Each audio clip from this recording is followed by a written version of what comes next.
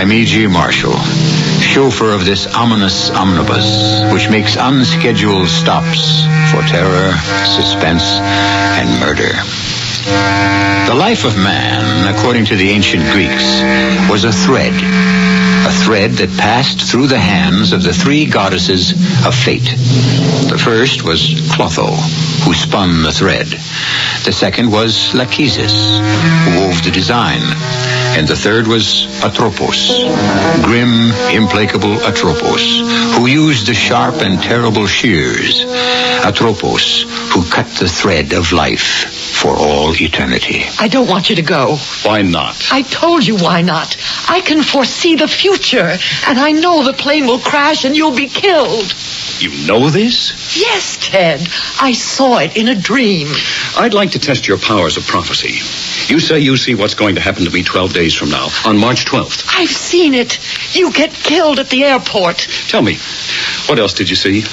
What was on the stock market page? Who won the races at Starlight Park? Well, that's not... That's what?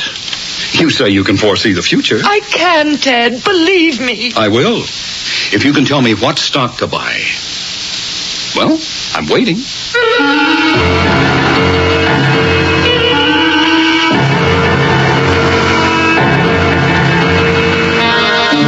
Our mystery drama, The Ideas of March, was written especially for the Mystery Theater by Sam Dan and stars Nina Foch and Les Tremaine.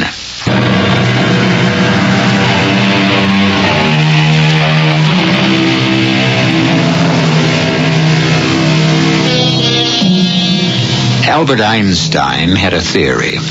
It was called relativity. Although it changed the scientific thinking in the world, less than a handful of people can actually understand it. One facet of it says, in a general way, if you travel at the speed of light, the past, the present, the future become all tangled up with each other. In a general way, then, this could mean that the future has already happened, off somewhere, and it's waiting for us to catch up with it. Well, then, is it possible, somehow, to catch a glimpse of it? There are people who say we do, in dreams. The problem is, most people's dreams are mixed up, confused, and obscure, as were the dreams of Cassandra Morrow, until very recently, until last night. Last night, she had a dream that was so clear, so precise, so real. It's 7 o'clock in the morning of March 12th, a morning that is still almost 2 weeks in the future. Ted is gulping down a cup of coffee, and we are having an argument, a very bad argument. I just have time to get to the airport. Ted, please don't go. Oh, what's the matter with you? Don't shout at me. Oh, please be sensible, be reasonable, be rational. Why can't you believe me? What am I to tell Mr. Henderson? I can't go to Chicago because my wife had a bad dream? You won't live to get to Chicago. That plane will crash on takeoff. Cassie, this is the biggest day of my life. If you go to the airport, it will be the last day of your life. Henderson has called a special meeting of the board of directors. These important people are coming in from all over the country to meet me. Me! Do you know what that means? Don't go.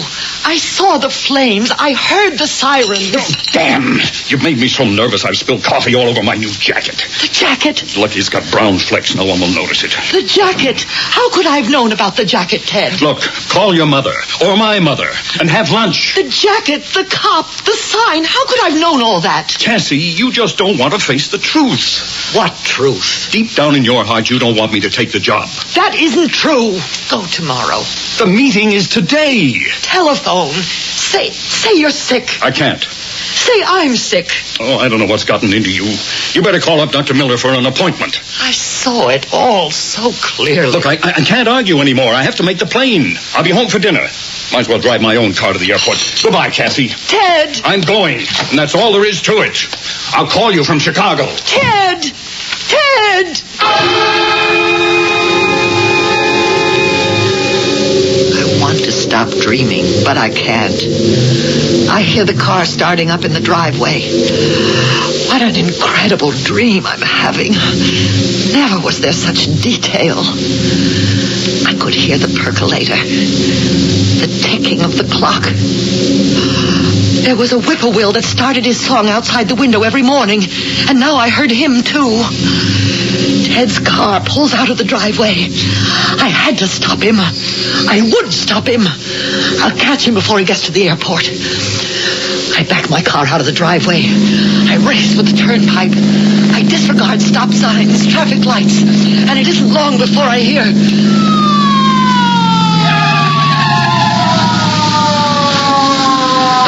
Okay, lady. Let me see your license and registration. Officer, I don't have time. You'll just have to make the time. Now, who are you trying to kill? I have to save my husband. You have to save your husband. I thought I heard them all. Okay, let's hear this one. I have to stop my husband before he gets to the airport. Why? Because he'll be killed. How? There's going to be an accident. There's going to be an accident? Yes. How do you know? I had a dream. You what?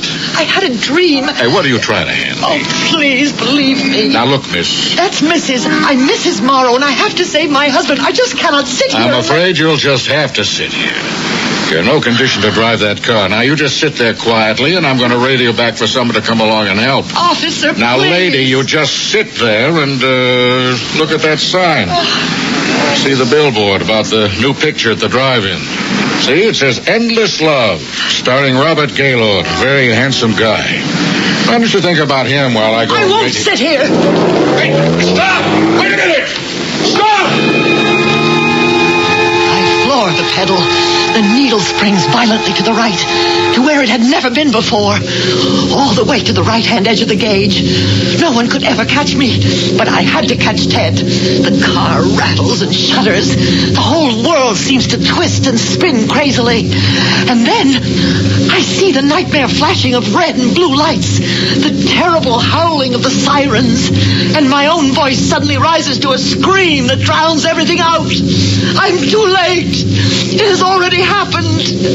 I see Ted's body, mangled, bloody, lifeless, and my scream dies to a moan, a low and terrible moan.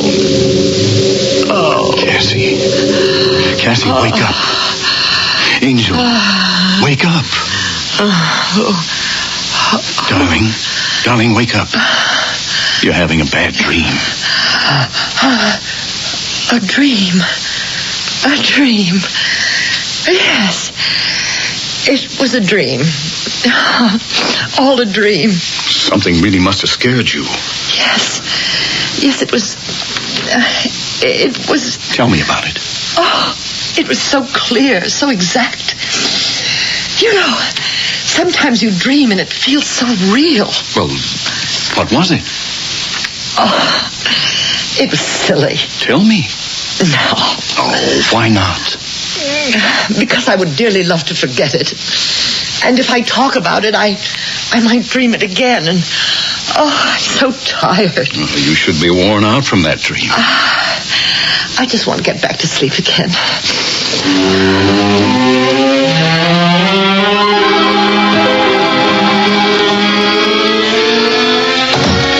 Ted? Yes, indeed. Dinner ready? I never even heard you leave the house this morning. Well, you had a rough night. Thought I'd let you sleep. I hope you made yourself some breakfast. I didn't starve. You feeling okay? Why shouldn't I be feeling okay? Well, you had a very bad dream. Seemed to take something out of you. I was worried about you all day at the office. Well, if you were so worried, why didn't you call? Why didn't I call? To call or not to call, that was the question. What question? Well, first, I was tied up all day. And second, I wanted to tell you about it in person. Tell me about what? Tell you that I'm going to be named Vice President in charge of production. Ted! Vice President Ted, if you please.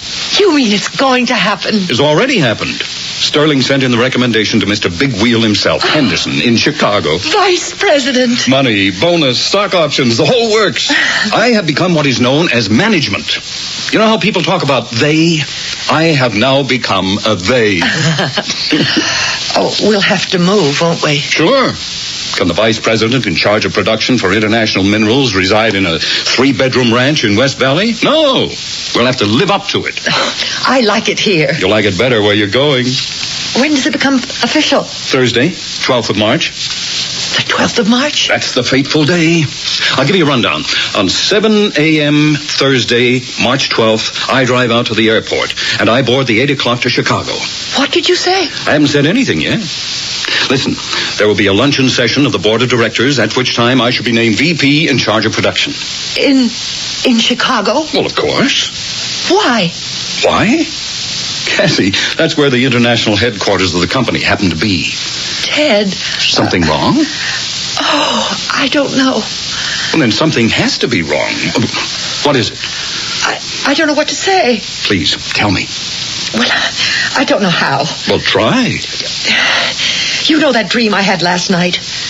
I dreamed that it was 10 days from now. The Thursday morning of March 12th. Well, that's a coincidence. And I dreamed I tried to stop you from going to the airport. But why? Because there would be an accident and you would be killed. That's what I dreamed. Oh. Well, I hope you woke up before anything drastic occurred. No, I didn't wake up.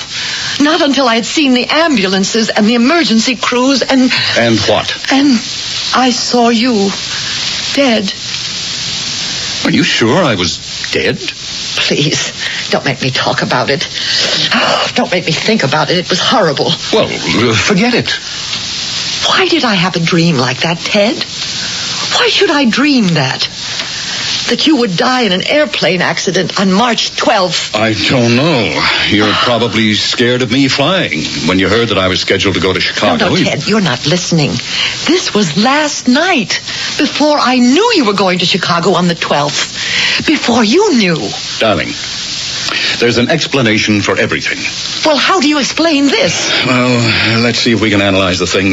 March 12th, what, if anything, is significant about that date? Does March 12th mean anything to you? No. March 12th, oh, of course. What is it? I know why you don't want me to go to Chicago. Why? Because that's where Marcella Thornton lives. Oh, Marcella. I haven't thought about her in years. Oh, is that so? You forget that Marcella and I were supposed to be married 12 years ago. On what date? March 12th? Oh, but Ted, I knew it was over between you and Marcella. I knew you chose me. But a little residue of doubt may still be lurking in your subconscious. Oh, it was 12 years ago, the 12th of March. All those 12s coming up must have overwhelmed you. No, Ted, no. Nothing inside of me brought this on. It was as if I had been allowed to live in the future, and I had a glimpse of what was going to happen. Oh, you don't believe that, do you? I mean, you're a sensible, rational woman. You know, you just know you can't see into the future. Now admit it. Well... Look, on the basis of that dream, do you want me to cancel the trip? Well? No, I suppose not. Why don't we forget it? Incidentally, there was a sale at Rossmeyer's. I picked up a honey of a jacket. Oh, it's about time. You need new clothes. Yeah, let me open the package. I was thinking of wearing this to Chicago. They're a very informal group. No, wait. Ted, wait. Before you open the package, see if I can tell you what color it is. It's gray with brown flecks. Well, how did you know? You must have been spying on me. There, see? Oh! It's exactly the way you described it. Ted, that jacket. That's the jacket you were wearing in my dream. That's the jacket you were wearing on Thursday morning, the 12th of March.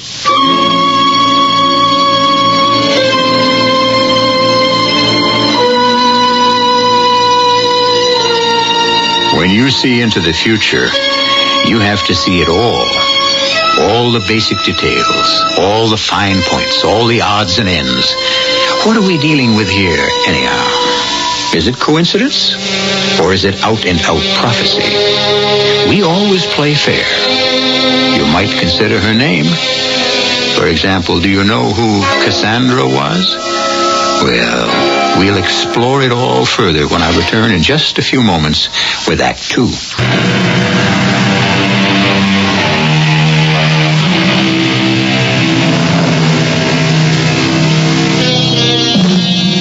What is the difference between the oracle at Delphi of the ancient Greeks and your own psychiatrist?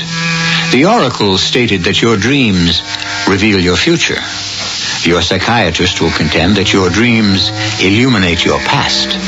Albert Einstein reconciled the two by saying both past and future can exist at the same time. Is everything clear? It is to Cassie Morrow, who had a terrible dream the other night. It's a coincidence. I dream that you're killed at the airport. I dream you're wearing a jacket that you hadn't bought yet, that I'd never seen before. Now, how do you account for that? I'm scared. Cassie, be sensible. That's what you said to me in the dream. Be reasonable. You said that too. Well, be rational. Be sensible, be reasonable, be rational. That's exactly what you said to me. Oh, Ted, I'm so frightened. Well, I don't know what to tell you. Look, hadn't you better see Dr. Miller? You told me to do that in the dream, too. Well, doesn't that make sense, dear? I don't know. All right. I'm trying to think what it all means. It has to mean something. Oh, thanks, Ted. Thanks for not saying I'm being silly. Well, the fact is, you are being silly. It's just I'm being the concerned husband. Here's what I'll do. I can't promise anything, but in a roundabout diplomatic way, I'll ask Sterling if there's any chance the meeting could be shifted a day earlier, a day later. Oh, Ted, could you do that? I don't know if I can, but I can ask.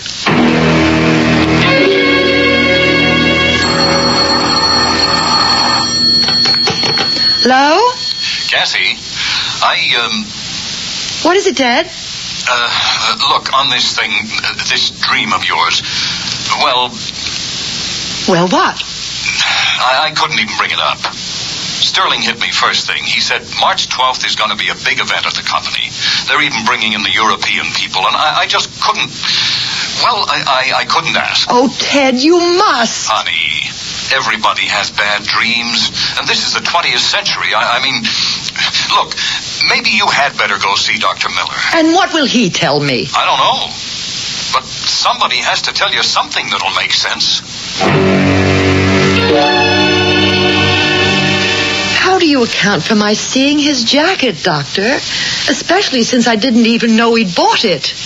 How could I describe the color and the design? Oh, the colors, the design, the cut flattering to your husband.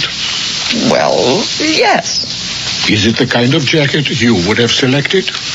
I suppose so, Doctor, but... That could help explain it. But the dream, it was so real. Mrs. Morrow, do you want your husband to be the vice president in charge of production for International Minerals? Oh, what does that have to do with... Please answer the question. We were married 12 years ago. A few months later, Ted went to work for International. We've been aiming at that job ever since. I didn't ask you what you were aiming at. I asked you what you wanted. I want what Ted wants. How about what you want? Life is more than what a person does for a living, or it should be. On the way to your goal, perhaps you found a way of life that appealed to you. Friends, a community. Maybe you really don't want to leave it. Well, what would that have to do with my dream? Everything. You knew Ted was being promoted. This is how you tried to stop him. Well, that might make sense if I knew.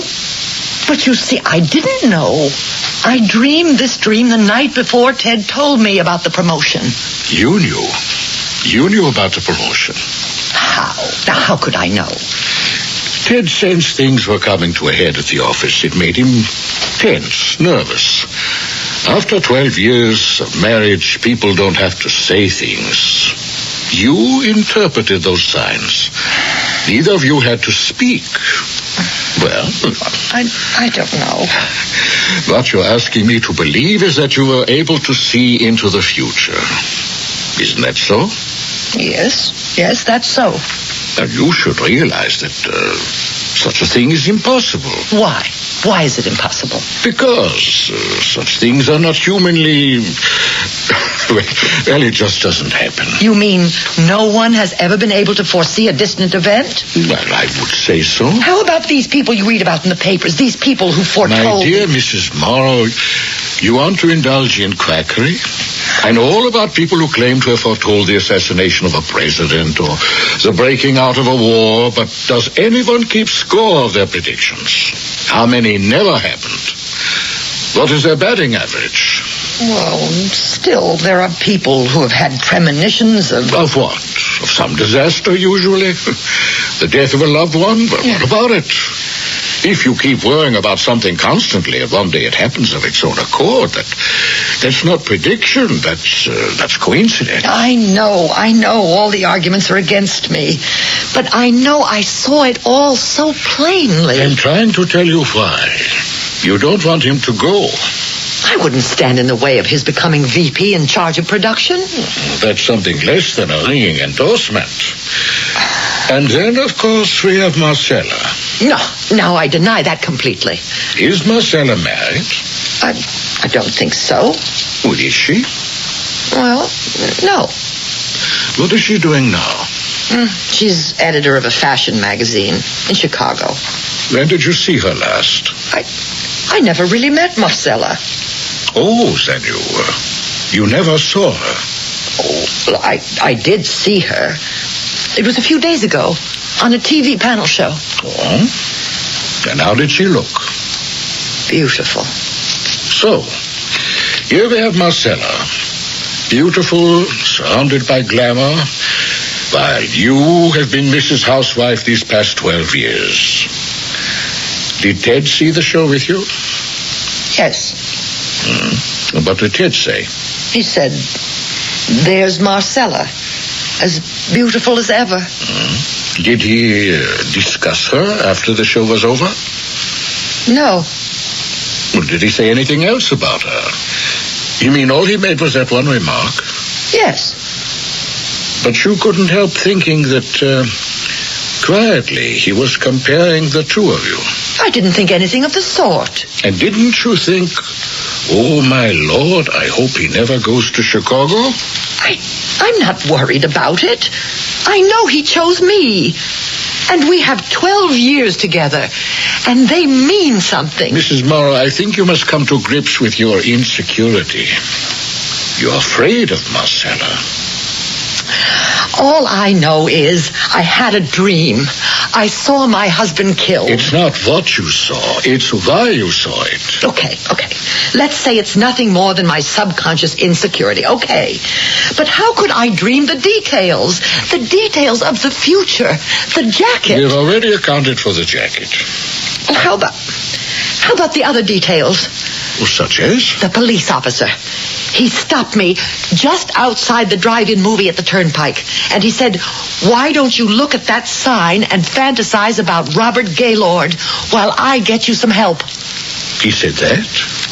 Well, I haven't been near the Turnpike in weeks. I never go to that drive-in. How would I be able to read a billboard, Endless Love starring Robert Gaylord? How would I see that? Well, there must be an explanation. Oh, everybody keeps saying there's an explanation, but nobody explains it. Have you got a phone book? Yes, right over there. Oh, thank you. Turnpike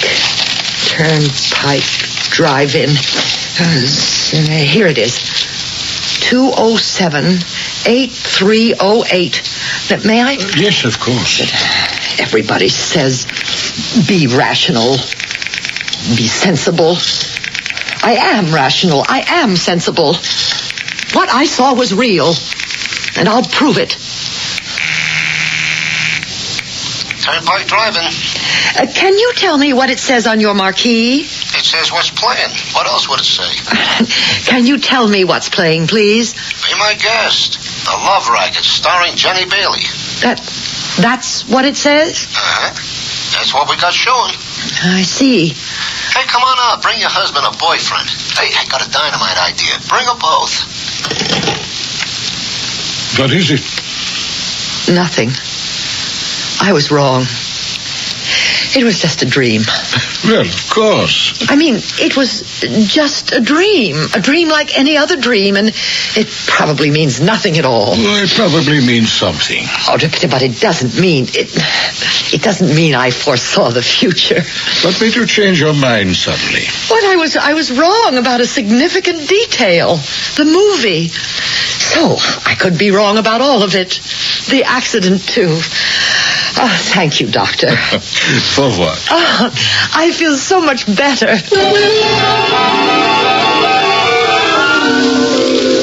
But I only felt better for a few minutes. The movie bothered me. I knew what I had seen on the billboard so clearly, so plainly, and it occurred to me I had better ask that question again, and differently. Are you the manager? Yeah, I'm the manager. Oh, you got a beef already? Show hasn't even started. Can you tell me what your billboard will read on Thursday morning, March 12th, 9 days from now? What will the attraction be? Oh, lady, you said the magic word, attraction. We're going to have Dynamite Robert Gaylord in Endless Love.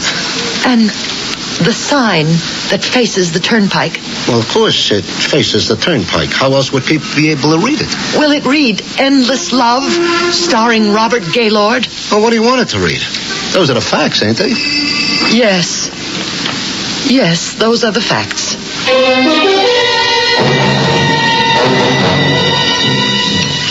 But how could I foresee Robert Gaylord would be playing at the drive-in? Because he's your favorite actor. But how would I know? A dream is a fantasy world, and you create it. And there are no real foundations for anything.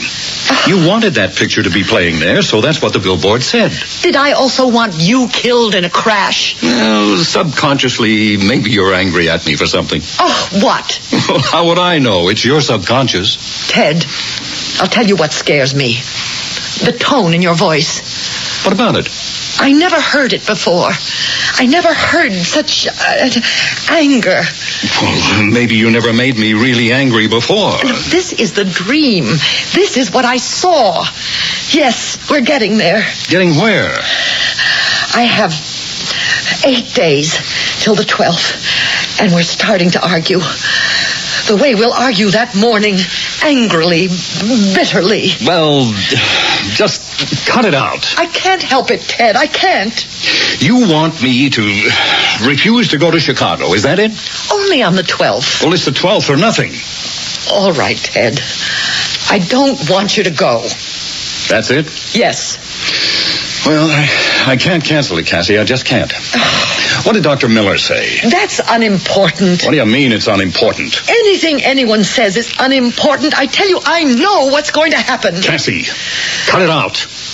Don't talk to me like that, Ted. You've got to get a hold of yourself. You've got to face the facts. Facts? So far, I'm the only one who's offered any facts at all. The jacket, the movie marquee. Those are facts you created yourself. All right, but there's one fact, one basic fact I couldn't create. Yeah, what's that? It isn't a that. It's a person. It's a he. Who? I have a witness. How could there be a witness to a dream? If I can produce that witness, will you finally believe me? I don't know what you're talking about. But if you can do it, I'll believe it.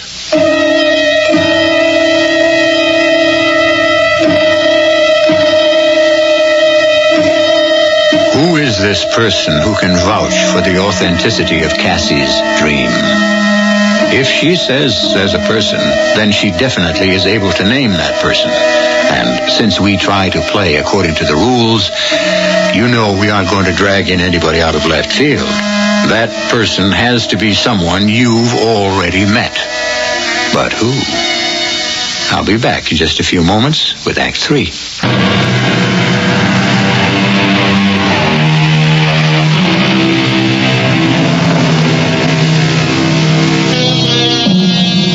We deal here with the basic subject of dreams and what they are. And what are they? A kaleidoscope of what has already happened? A churning maelstrom of our hopes, fears, and desires? Or are they windows into the future? Cassie Morrow never thought much about it, one way or another. But right now, is all she can think about. Okay, I'm listening. Who can prove you had this dream of yours? 7 o'clock on the morning of the 12th. You storm out of here. Oh, I never stormed out of this house in my life. Oh, you will. You will. We're getting there. We're building up to it. The proof? The guy who can prove it? I followed you in my car. I break every law in the book. Yeah, the world's best driver you never were. Now, please, listen. A cop comes up. He pulls me over to the side of the road. I hope he threw the book at you. Oh, please, listen. Oh, it's only a rehash of what you told me. You said a cop stopped you on the way. I know, but let me tell you about him. He was a cop I'd never seen before in my life. So? Now, let us suppose he's a real cop. What if there really is an Officer T.J. Belden? Who is Officer T.J. Belden? The cop who stopped me. You mean he introduced himself? No, I read his nameplate. He had a nameplate on one side and a marksman's medal on the other. Oh, how many hundreds of cops have nameplates over one pocket and marksman's medals on the other? How many cops are named T.J. Belden? How many cops have red hair, blue eyes, and a scar on their chin? Oh, hey, what is this? Your eyes take it all in. Maybe you don't think you notice it, but your eye sees it. And you can recall it if you try.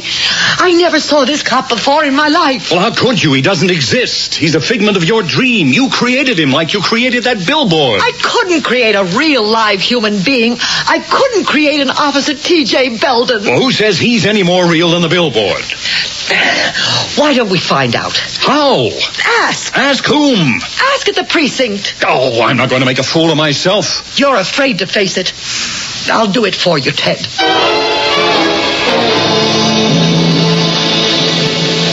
Yes, ma'am.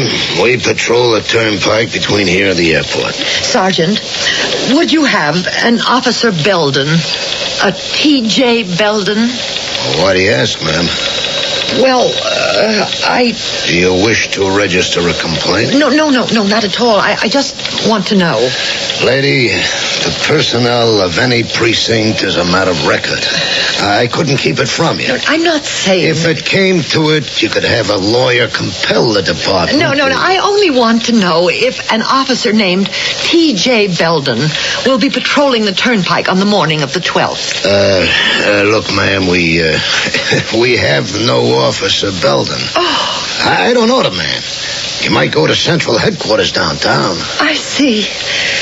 Thank you. It makes me feel wonderful to hear that. Thank you again. Now, finally, the thing could be laid to rest. If a dream is to be more than a fantasy, then all the details must be real. And if I had fantasized an Officer T.J. Belden, then I could have fantasized the rest. And I was feeling wonderful as I walked out the door. And then I saw him coming in. A tall, reddish-haired cop with blue eyes, a scar on his chin, a marksman's medal over his right shirt pocket, and a nameplate over the left which read T.J. Belden. I thought my heart would stop. I stood by the doorway. I watched him approach the desk. Patrolman T.J. Belden, Sergeant. I'm being transferred on the 12th here. My papers. Belden, huh? Hey, where have I heard that name before? Oh, yeah. Just a minute ago, some dame was asking for you. Dame asking for me? How'd she know I was coming here?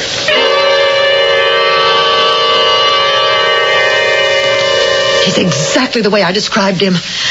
Now, Ted, what do you say? Well, I say there has to be some kind of explanation. Oh, you don't sound so confident. Well, Cassie, what am I going to do? Don't go. Well, then I'm through. It's the end of the job. The job isn't for you. In your heart, you don't feel you really want it. It'll only make us miserable. You foresee all this too, don't you? Don't you? Ted. Oh, Ted, sometimes we are allowed a glimpse into the future. By whom? I don't know. I only know what I saw. Ted, the signs are there, all the signs. I did see Officer T.J. Belden. Yeah. I can't get around that. Well, okay, you win. I won't go. Don't say I win. We win.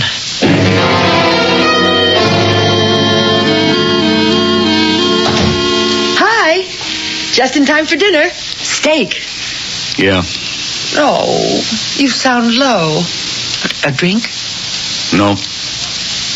Well, what happened after you told them you couldn't make it on the 12th? I bet all your fears were groundless. They can't afford to lose a good man for a trivial reason. What did they say when you told them? I didn't tell them. You didn't? But I thought you'd agreed not to go to Chicago. Yes, I did. I did because you scared me. All I told you was the truth. You scared me with Officer Belden. After all, how could you conjure him up out of nothing? I never saw him before in my life. Well, if that's true, then it wasn't a dream. Then it was truly a prophecy. If it's true, if you never saw him before. I never did. But it isn't true. You did see Officer Belden before. Oh, that's impossible. Then you brought him back into a dream. But I tell you... 5 years ago, you were ticketed for driving through a stop sign. I don't remember. Look, this thing about Belden, it bothered me and bothered me. Why not? My whole future was at stake. So I didn't go to the office. I drove around thinking, just thinking. Then I remembered the traffic ticket. Would you by any chance remember the cop who wrote the ticket? But how could I remember a cop who gave me a ticket 5 years ago? Mm-hmm. So I went down to the Central Traffic Bureau, and I went through the old records, and I found the ticket. And you know who the arresting officer was? Yeah. None other than T.J. Belden. Thomas Joseph happens to be his full name. Oh, but how could I remember the face of an officer who wrote me a ticket a long time ago? You've already asked that question, and it doesn't matter. He's part of your subconscious mind, and so you created him for your dream. You would have me jeopardize my entire career over a silly dream. It's not a silly dream. I've humored you long enough. And I don't want to hear one more word about it.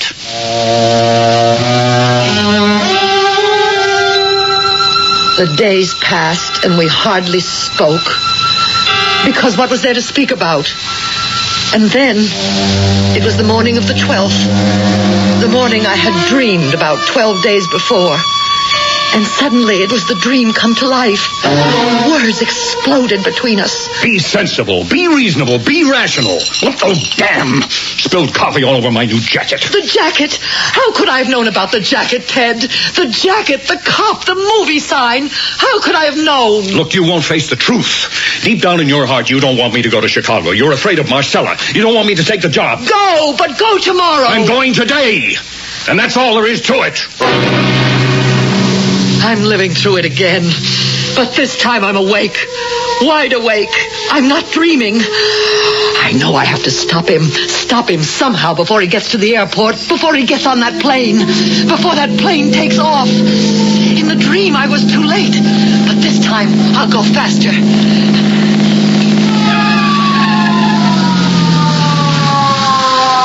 Okay, lady. Your license and registration. Now, who are you trying to kill? I have to save my husband. I thought I heard them all. Let's hear this one. My husband is going to be killed. Yeah, how? There's going to be an accident. How do you know? I had a dream. You're in no condition to drive that car. Now, sit there while I radio back. And look at the billboard. Endless Love, starring Robert Gaylord. Think about him. I can't sit here. I won't. Hey, wait a minute. Stop! Once again, I could see him in the rearview mirror. I could see him get into his cruiser and start out after me. But no one could catch me. The whole world seemed to twist and spin crazily. And just up ahead was the blue sedan with the license plate UL58. Ted's car. I honked the horn. I knew he was looking through a rearview mirror. But he refused to stop. He was trying to escape from me. I pushed down harder on the pedal, and the speedometer needle shot violently over to the right. All the way to the extreme right-hand side of the gauge, to where it had never been before. And suddenly I heard it. The terrible sound of the crash.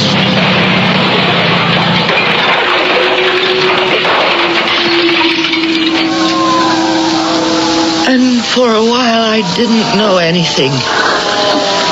And then suddenly, all around me, I heard sirens. I could see flashing lights, red and blue. I had been too late. The plane had taken off. Ted was dead. And then I saw saw a familiar face. The helmet, the red hair, the blue eyes, the nameplate. T.J. Belden. And I could hear his voice. I think this woman's alive. Get the ambulance over here. No, this is a bad one, Sarge. She rear-ended him at over 100 miles an hour. Yeah, poor guy, he's gone. According to his wallet, he's a Mr. Ted Morrow. Does she have anything in her purse? Yeah, here's her license. That's funny. Her name is Morrow, too. Cassandra Morrow. Same address. Yeah, she said she was trying to stop him. Stop him from what? Stop him from getting killed. Hey, this is the dame. Which dame? The one who was asking about you. How do you figure it? Beats me. Sure beats me.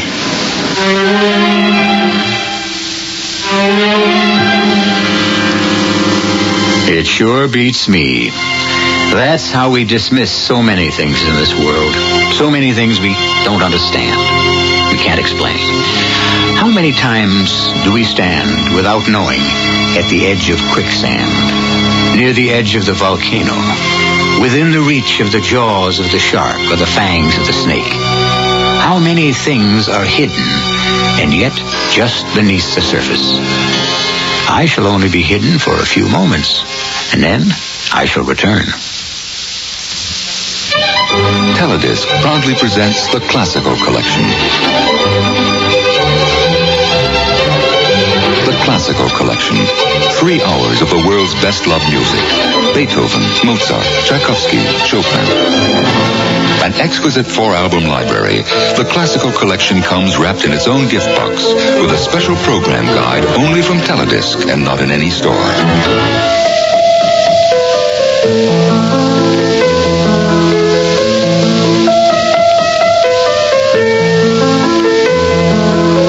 To order, call 1-800-642-7400. The Classical Collection, your musical treasure for years to come.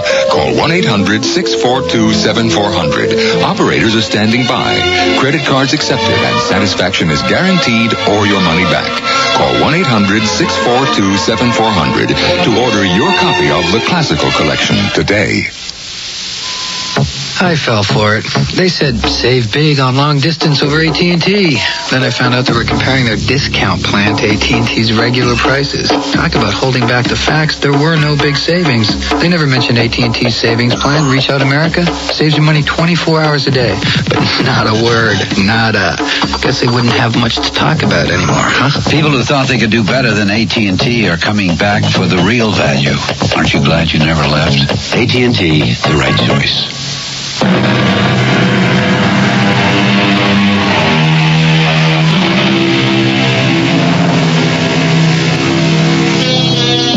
What happened to Cassandra Morrow? She recovered finally.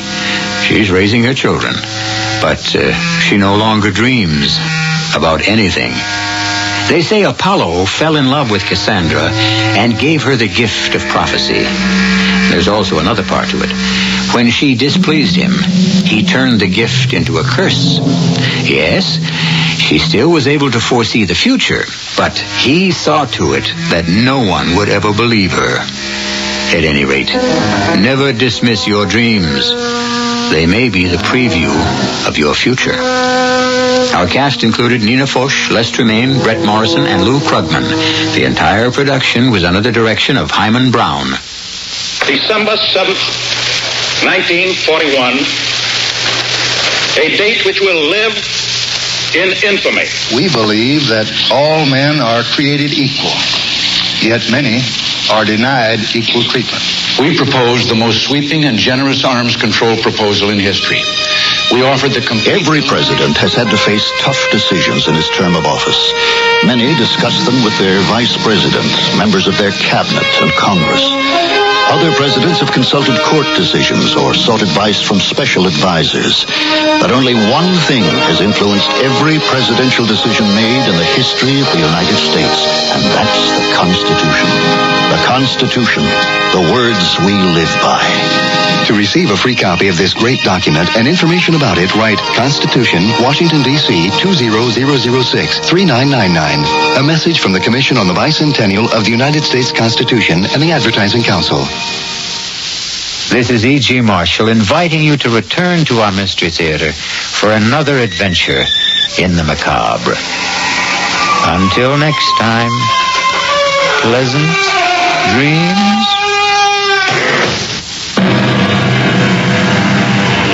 If you're a high school student thinking of quitting before you get your diploma, or if you know someone in that situation, please take a moment to listen to time on KRLD. The CBS Radio Mystery Theater presents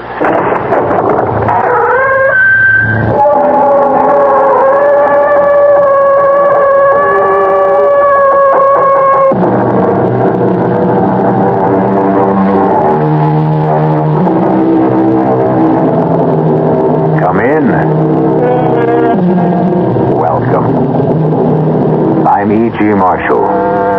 Welcome to the sounds of suspense, to the fear you can hear.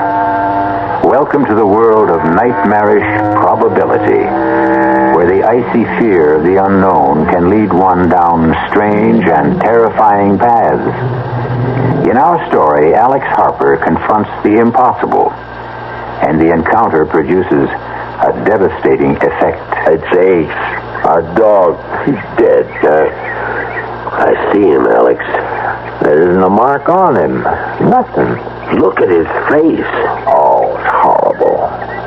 If I didn't know better, I'd say that something scared that pup to death.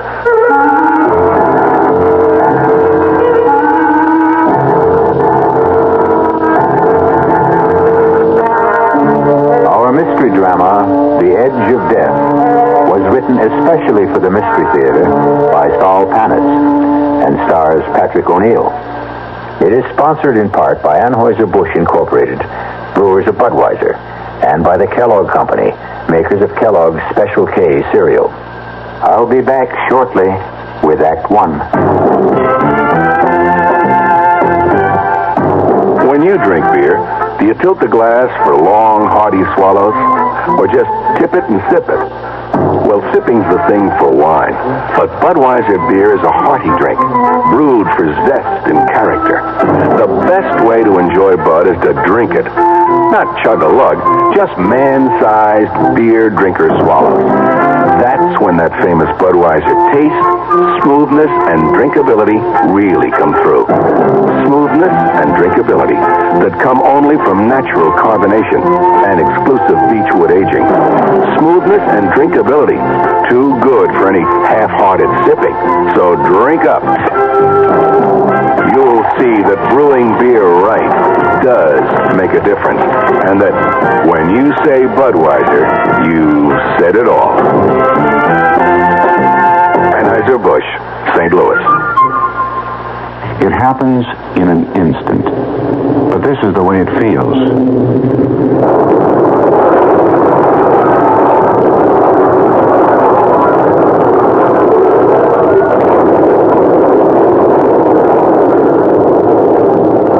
The driver was speeding, but the crash goes on and on, almost in slow motion.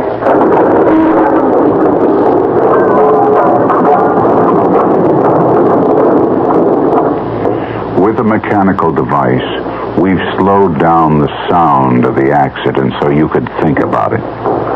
If the driver had slowed down, there probably would not have been an accident.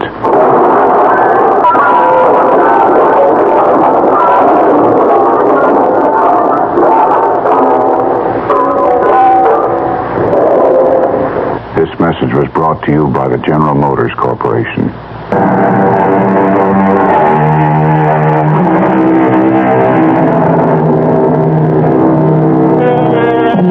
Meet Alex Harper, farmer.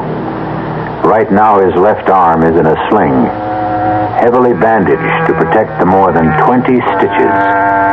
Just a small accident on his tractor. first time in his 28 years as a farmer that he'd ever suffered more than a slight sprain or a minor bruise. It is a late August morning, an unreal sky, so blue it almost hurts the eyes to look at it. Even now, there is a promise that the cool dampness of the morning will soon yield to the stifling heat of the prairie sun. No matter what you say, I still don't think I ought to leave you alone. Who said I'm alone? You hear what Judy said, huh, Ace? Can't you be serious for a second? Oh, because I think you should go. Now, we've been over this a dozen times. If something was to happen, I'd never forgive myself. Oh, what if? What if the sky fell down, Chicken Little? Well, your arm, it hurts, doesn't it? Did I say so? Oh, whenever you get this way sarcastic, you're covering up. You can't fool me. Take another pill. Another one, and I'll be going around like a zombie. Oh, and I'll ask Dr. Stevenson if he can give you something else. But I don't want something else. Now, you go on, get your annual checkup, do a little shopping if you like. But I still think I ought to be here. After last night. Oh, boy, last night again. I'm not a hysterical woman. I didn't say you were. Well, you thought so. Well, you get me up out of a sound sleep and insist that there are lights and noises. No, I heard something last night. It wasn't a rabbit or a deer. There was a flashing light. I'm not an idiot, and I haven't got that good imagination to make it all up. And now I'll go.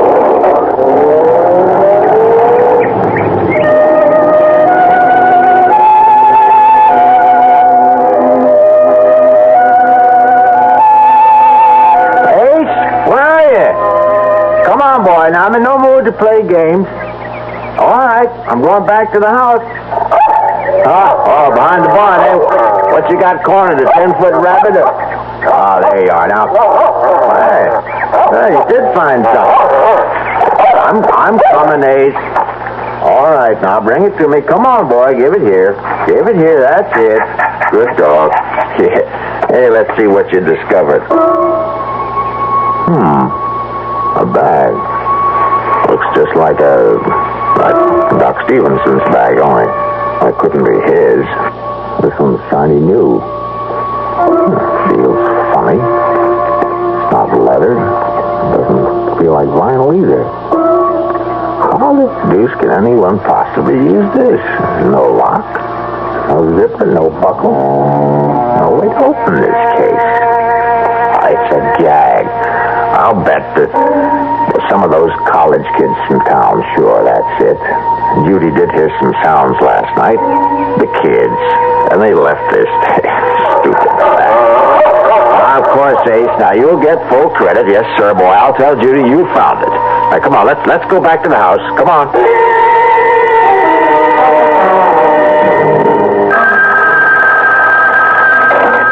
That's you, Alex? Doc, hello. How's the arm? Not bad. Now, when are you going to take the stitches out? One of these days. Now, don't rush it.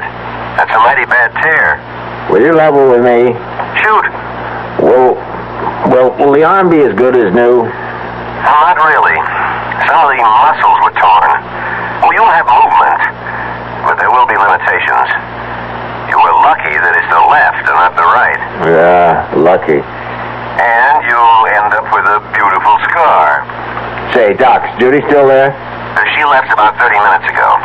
She check out okay? Well, there are some tests that will take a few days. But from what you could see? Well, that's the real reason I called, Alex. There is something? There is. Well, not serious. Yes and no. Oh, what the devil does that mean? Well, it's your heart. And before you jump to conclusions, listen. If she watches herself, obeys a special diet, there's no reason why she shouldn't live a normal span of life. Did you tell her? Well, only that it's a rather common condition that can be controlled. She's not alarmed, and she needn't be. Now, I mean this, Alex. I've seen patients like her do almost everything they used to do and go on and on. Almost. Oh, Doc, last time you dropped by, let's see, that must have been at least a week ago. More like 10 days. By any chance, did you leave something out here? Huh? You aren't missing one of your black bags. Huh. I only got one bag. What are you talking about? Nothing. Doc, I think I hear Judy. Yeah, it is. Hey, she's driving kind of funny. I better hang up, Doc.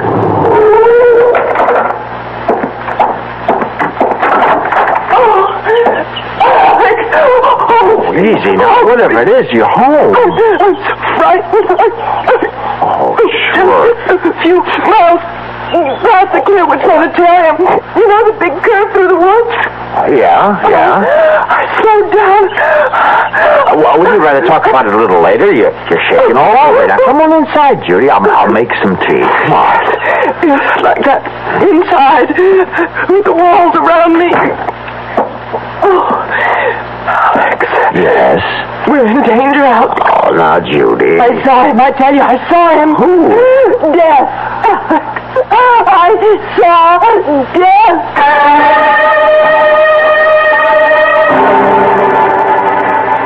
You feel better now? Yes.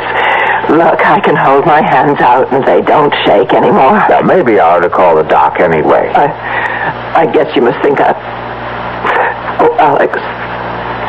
I was maybe a minute or so past the railroad bridge when I heard this thing. What thing? It was on the news about a patient at Clearwood escaping. And, please notify if you see him and telephone number and all. Any description? Well, all I can remember was something about his being dressed all in black. Nothing more. Hear that? What? Siren? Police siren? Well, it could be a fire truck. Oh, yes, I suppose so. You've heard sirens before. Yes, I know, but... I know, but... They're searching for him. I still don't know who him is, except he's one of those mental cases from Clearwood. Well, he was just standing by the side of the road. But first I could barely see him in the shadows, dressed in black as he was. Well, what'd he do? Nothing. Just stood there, looking. Didn't threaten you?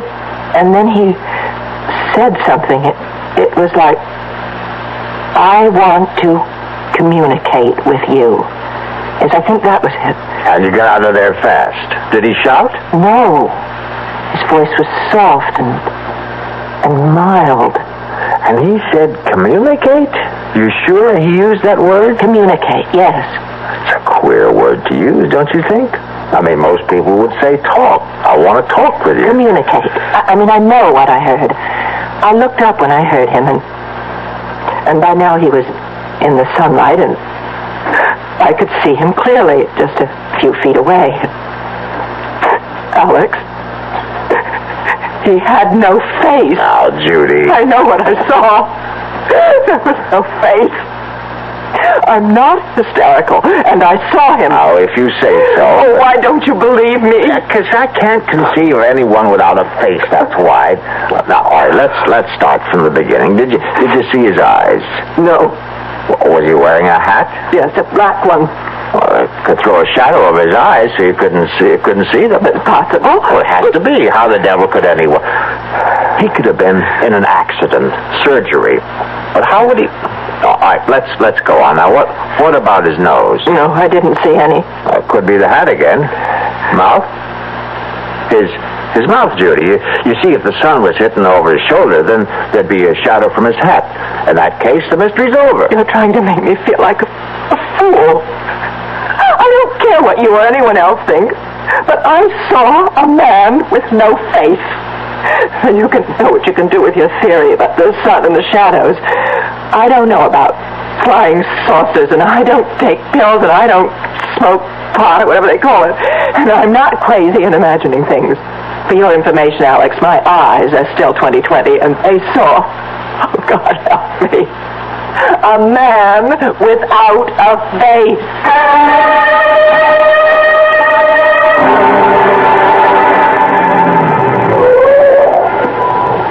Alex, what's this all about? I mean, meeting you down the road instead of at your house. I didn't want Judy to worry, Ben. Well, I'm a police officer, not one of those secret agents you see in the movies. Ben, she says she saw the patient from Clearwood. Is that why you got me out here like this? He escaped. You make it sound like he's Jack the Ripper. Because he's from Clearwood, you got the idea he's a raving, homicidal maniac. Oh, sure. All they've got out there are a bunch of lovable folks who are just a little mixed up. You're really upset. Never seen you like this. Guess I didn't know how much until right now. Judy ran into him on that big curve near Clearwood. She wasn't the only one. We've had calls from all over. Funny, you get sober citizens seeing him at the same time, miles apart and dressed different. Happens every time. Take a hot day, mix in a little imagination. And this was real. Of course it was. And Judy's not, but she's not the type. Now take my word for it, Alex. Every time something like this happens... Naturally, they're doing something about it, like cruising the highways, enjoying the scenery. I'll give him credit for enough brains to hide out. Oh, I suppose you want police officers out in the field? That's where they ought to be. Sure. We'll hire a couple of hundred extra. Won't that make the taxpayers jump for joy? Come here. What for? Now come here. I won't bite. I want you to hear this. This is 5. This is 5. Receiving 5. That you, Ben? Over. Look up something for me, will you? Over. Go ahead. Over. How many identifications we got on the Clearwood thing? Give me a second. Here it is. Ben, we got 12 so far. Over. Hear that, Alex? 12. Everyone's a positive, too. Point blank range. Over. What's the spread? Over. This will kill you. Nearest one is 2 miles. Longest is over 30. Over. See, Alex? Everybody sees what he wants to see. Still with me? Over. Yeah, right here. Over. Something you might be interested in. Over. Standing by. One of the boys here says it must be some kind of a... calls it mass hysteria or something. About half the idents claim this guy is nothing like anything you or me ever seen. Like how? Get to it, will you? Well, they say they had a close look and that he ain't got a face like you and me.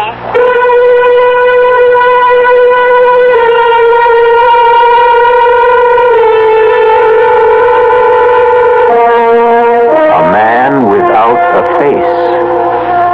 Judy is not the only one. But think for a moment. In this last part of the 20th century, and its attendant wonders and discoveries, what is true and what is unreal?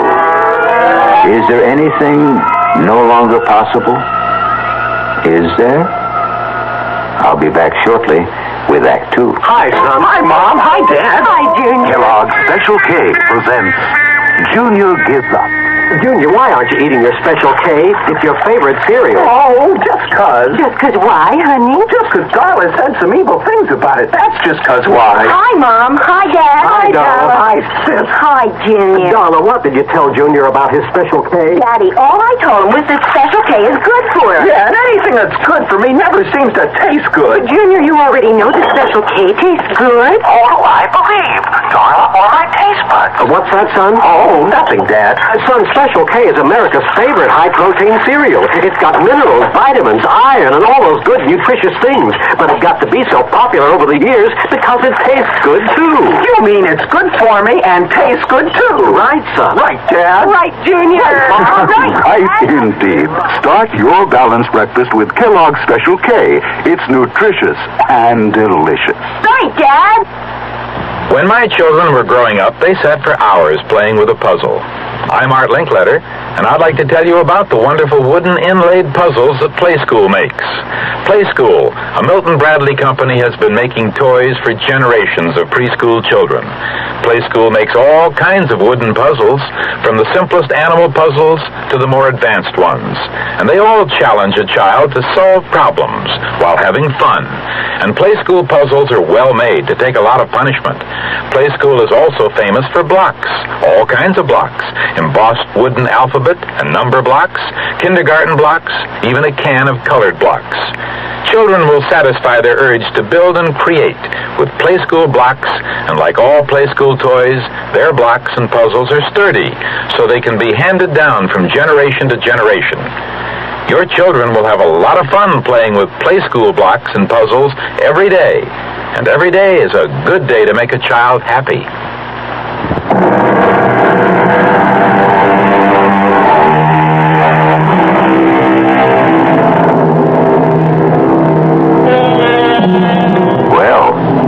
doubting Alex knows that there's nothing wrong with his wife's power of observation. She did see a man, and though he does have a face, there is something missing. A mouth. Result of an accident? Or is he a mutation? A gruesome congenital result? Or perhaps from out of this world? Let's join Alex and see if we can find out. This is Alex Harper calling. Could you connect me with the director of the sanitarium, please? French is here. I'm sorry to bother you, Doctor. I'm Alex Harper. I have a place on Route 36, about 8 miles from you. Well, of course. I've passed by there quite often. What can I do for you, Mr. Harper? Doctor, I hope you won't laugh or anything, but I have a couple of questions about this fellow who broke out of your place. Michael. That's his name? Michael? Michael what? Well, now, we have no full identification. He gave us only his first name.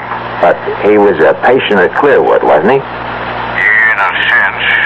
Was he or wasn't he? Well, only for one day. You see, Michael is a rather unique case. Most unique. In all my years, I've never seen anything like him. Look, I have to speak low because I don't want my wife to hear. She's in the kitchen and she's plenty upset already about your Michael. Well, she's seen him? Why, have you notified the police? Well, I thought I'd speak to you first.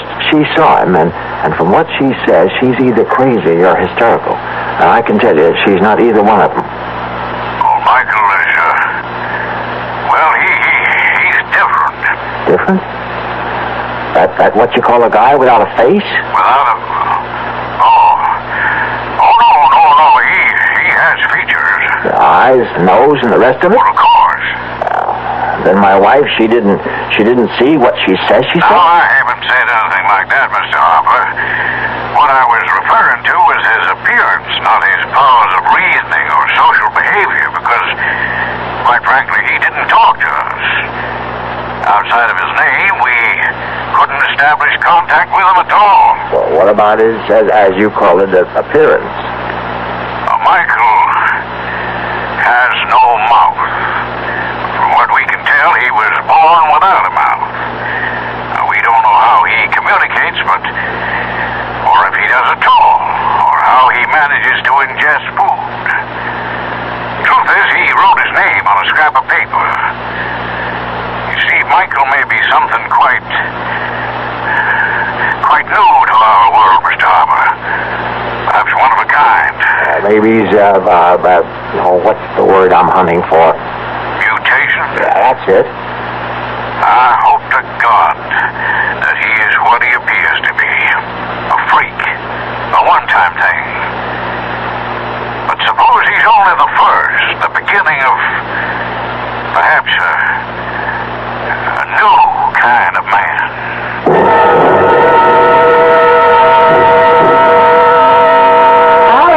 Be right in. Uh-oh. What were you... Oh, no. Oh, it's only an old ashtray. No big loss. How'd that happen? I got up when you called, and this case was on my lap, and it fell off. Well, you'll pick up the pieces, won't you? I've got something cooking. Sure. Hey, it's open. Judy, the bag is open. What's open? Oh, well, never mind. Well, what do you know? Hey, will you look at this? Now, Alex, you want me to ruin supper? Well, it's almost like a miracle. You see, Ace found this bag, and I couldn't figure out a way to open it. It looks just like the kind of bag Doc Stevenson carries. You don't have to be an engineer to open one of those. Oh, yeah? Well, this one has no lock or no nothing. And when I just dropped it and broke the ashtray, it opened up. And look what's in it. Let me see this eighth wonder. All these bottles. That's strange. Doesn't feel like glass. Plastic? Not plastic either. I never felt anything like this. Oh, what's the difference? Say, here's one that says cardiac arrest. And this one's cerebral occlusion and lymphoid carcinoma? Angina pectoris and respiratory carcinoma. Spinal sarcoma. And this one at the end, tuberculosis. Alex, what is all this? What are these pills? Well, how should I know, except that they're important. Here's one that's different. For cuts, bruises, and dermatological eruptions. Looks like talcum powder. It obviously belongs to a doctor. But what a doctor. What does that mean? Have you ever heard of a doctor who has a bag full of pills that cures heart disease and cancers, not to speak of stroke? The worst plagues of mankind, and here in our hands are the answers to what science has been searching for? Cures? Those pills aren't cures. Who ever heard of a pill curing cancer, heart disease, or stroke? Why not? Think a moment. Look at this bag, Judy. Ever seen anything like it in your life? I tell you, I don't understand it. I don't know where it came from, but it's like nothing on this earth. And these pills, now go on and laugh if you want to, but I know they can do what their labels say. Now, I can't prove it, but I know. All right, dear. If you want to think that, you go right on. I've got dinner to make. Now, don't patronize me. Alex, aren't you carrying this a little too far? You don't seem to realize what we have here. And you do. Those things could be dangerous for all you know. Oh, my God. Now, how can I prove? Whoa. Wait, there is a way. And right now, here, help me. Here. No, don't, Alex. All right, then I'll get these bandages off myself.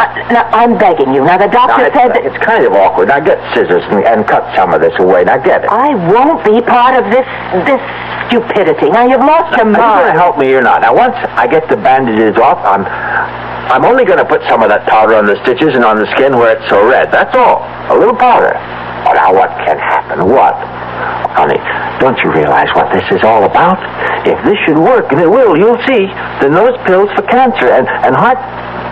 See now? Alex, these things happen in stories, but not... It's for you. You'd be well. Don't you understand? When Doc told me what he'd found, that you had a heart condition, But he assured me it was nothing to worry about. The old bedside manner. He wanted to break it to you easily. Did he tell you that it No, was... I can't say that, but how can heart disease be anything but serious? So when somehow the bag opened and I saw what was inside, I couldn't think of anything but that you could be cured just like that. Oh, honey, I love you. Oh, Alex, I guess it's all right. Where are they? Here they are. That's better. Now, careful now. You don't want to cut those stitches. Good. That's fine. The skin is so red. Sorry, looking mess. I know. Now, please give me that bottle of powder or whatever it is. Alex. Please.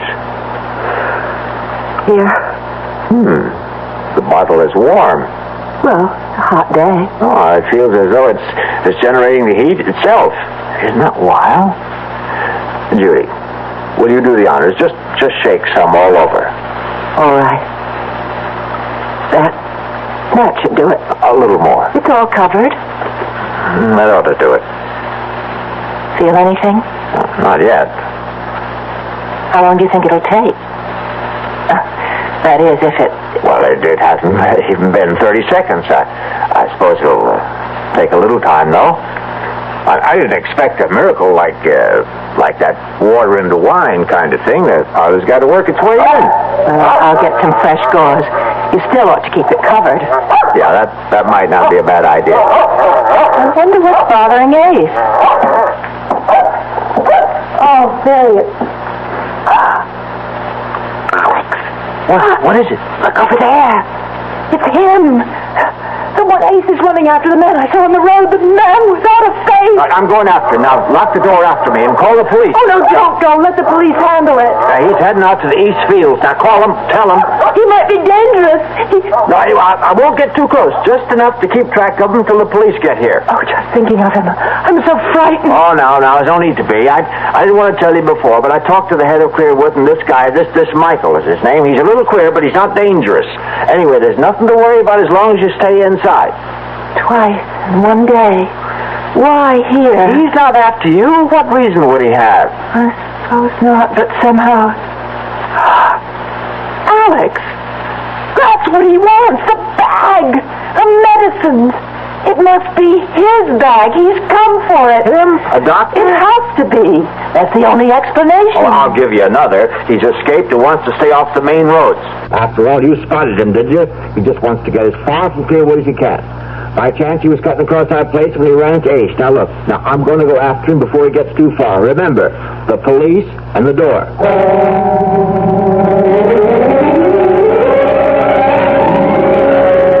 Now, don't get your dander up, Alex. We've known each other too long for that. You just show me again where you saw this fella last. Then I know that a good cop ought to be skeptical, but by God, I saw him run under that tree, then up and over that fence. Now, why would I lie? I don't mean to make out that you did any such thing. It's just so darn queer. Huh? Look for yourself. Look at what? That's it. Nothing to see. Oh, come on now. Let's stop this rustic routine. No footprints. Prints? Feel the ground. Soft, isn't it? So it's soft. And where are the prints? You say he was running? Yeah, with Ace right behind him. A man running puts down a mighty heavy print. Heavier than if he was walking. He could have gone across these rocks? Could have. But nobody could jump from rock to rock. That must be 20 feet between them. Yeah. Unless he can fly. Must be clear out of the county by now. Now, how do you come to that conclusion? Ace. That's why. We were anywhere near that there Michael, we'd be hearing Ace. You know he's always been a noisy dog. Well, he could have lost interest and run off after a rabbit or a woodchuck. Yeah, maybe. Something right over there, Alex. To your right. Grass is too tall. I can't see a thing. Something black. This side of that thorn bush. I see it. He's wearing black. Everything black. Yeah. Come on now. Stand up. Now, I'm telling you for the last time. Put up your hands and come out. Now, I'm going to fire a shot in the air, and if that doesn't fetch you, I'll put the next one into you. Ben, I don't think he's coming out. He won't shoot, will he? Just you watch. But he isn't armed. How do you know that? Well, if he was, he could have cut you down. Standing up, you make a beautiful target. You got something there. I'm going in. I got an idea. He's so scared he can't move. Now, don't be stupid. Come back. Oh, my God. Of all the stupid things... Oh, it's Ace. Our dog. Dead. Yeah. Gee, I'm sorry. Oh, there isn't a mark on him. Look at his face. Oh, it's horrible. If I didn't know better, I'd say that something scared that dog to death.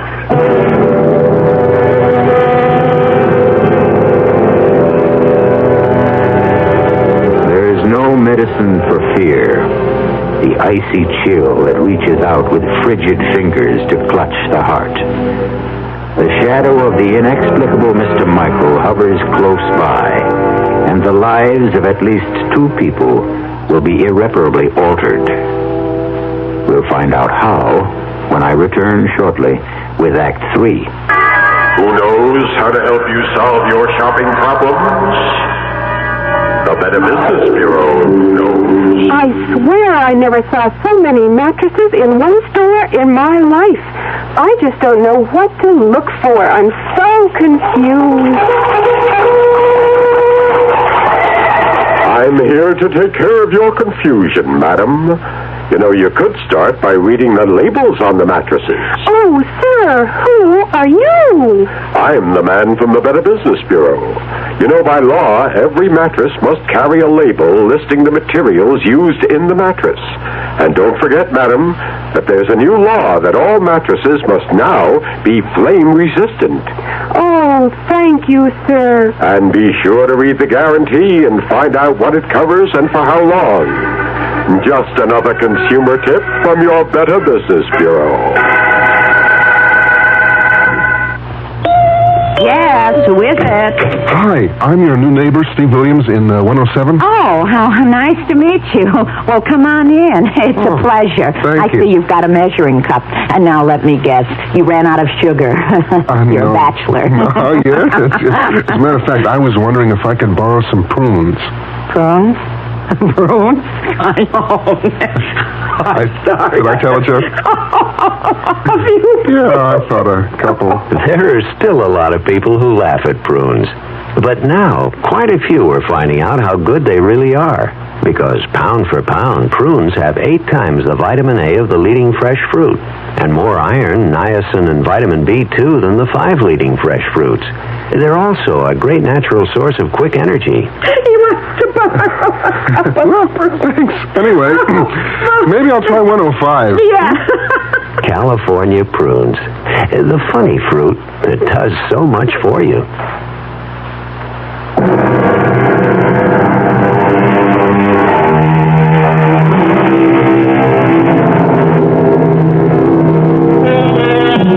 The family dog has died mysteriously, and the presence of Mr. Michael is as real as if he had knocked at the front door. Now the ride back to the farmhouse is a silent one, broken only by a few perfunctory remarks as it comes to an end. I'll keep in touch, Alex. If you see anything, give us a call. Yeah. Mighty sorry about Ace. See you, Alex.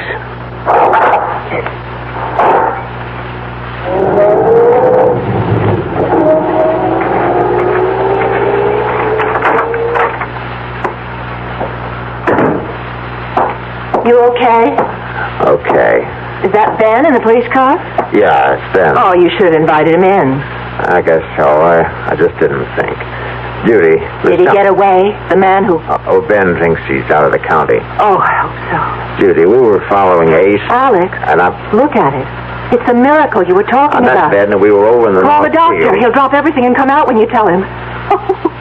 And I was the one who didn't believe. I don't understand you. I thought you'd be jumping up and down because what you said would happen did. I'm so happy for you. Huh? Don't you hear me? Alex, look at your arm, your left arm. My God in heaven. I didn't believe it. Oh, what an idiot I was. Talcum powder. You want to know the truth? I thought you slept absolutely over the deep end, telling me to shake powder on it. I'm moving it. You see, like it was before the accident. Like a young arm. It's brand new. Yahoo!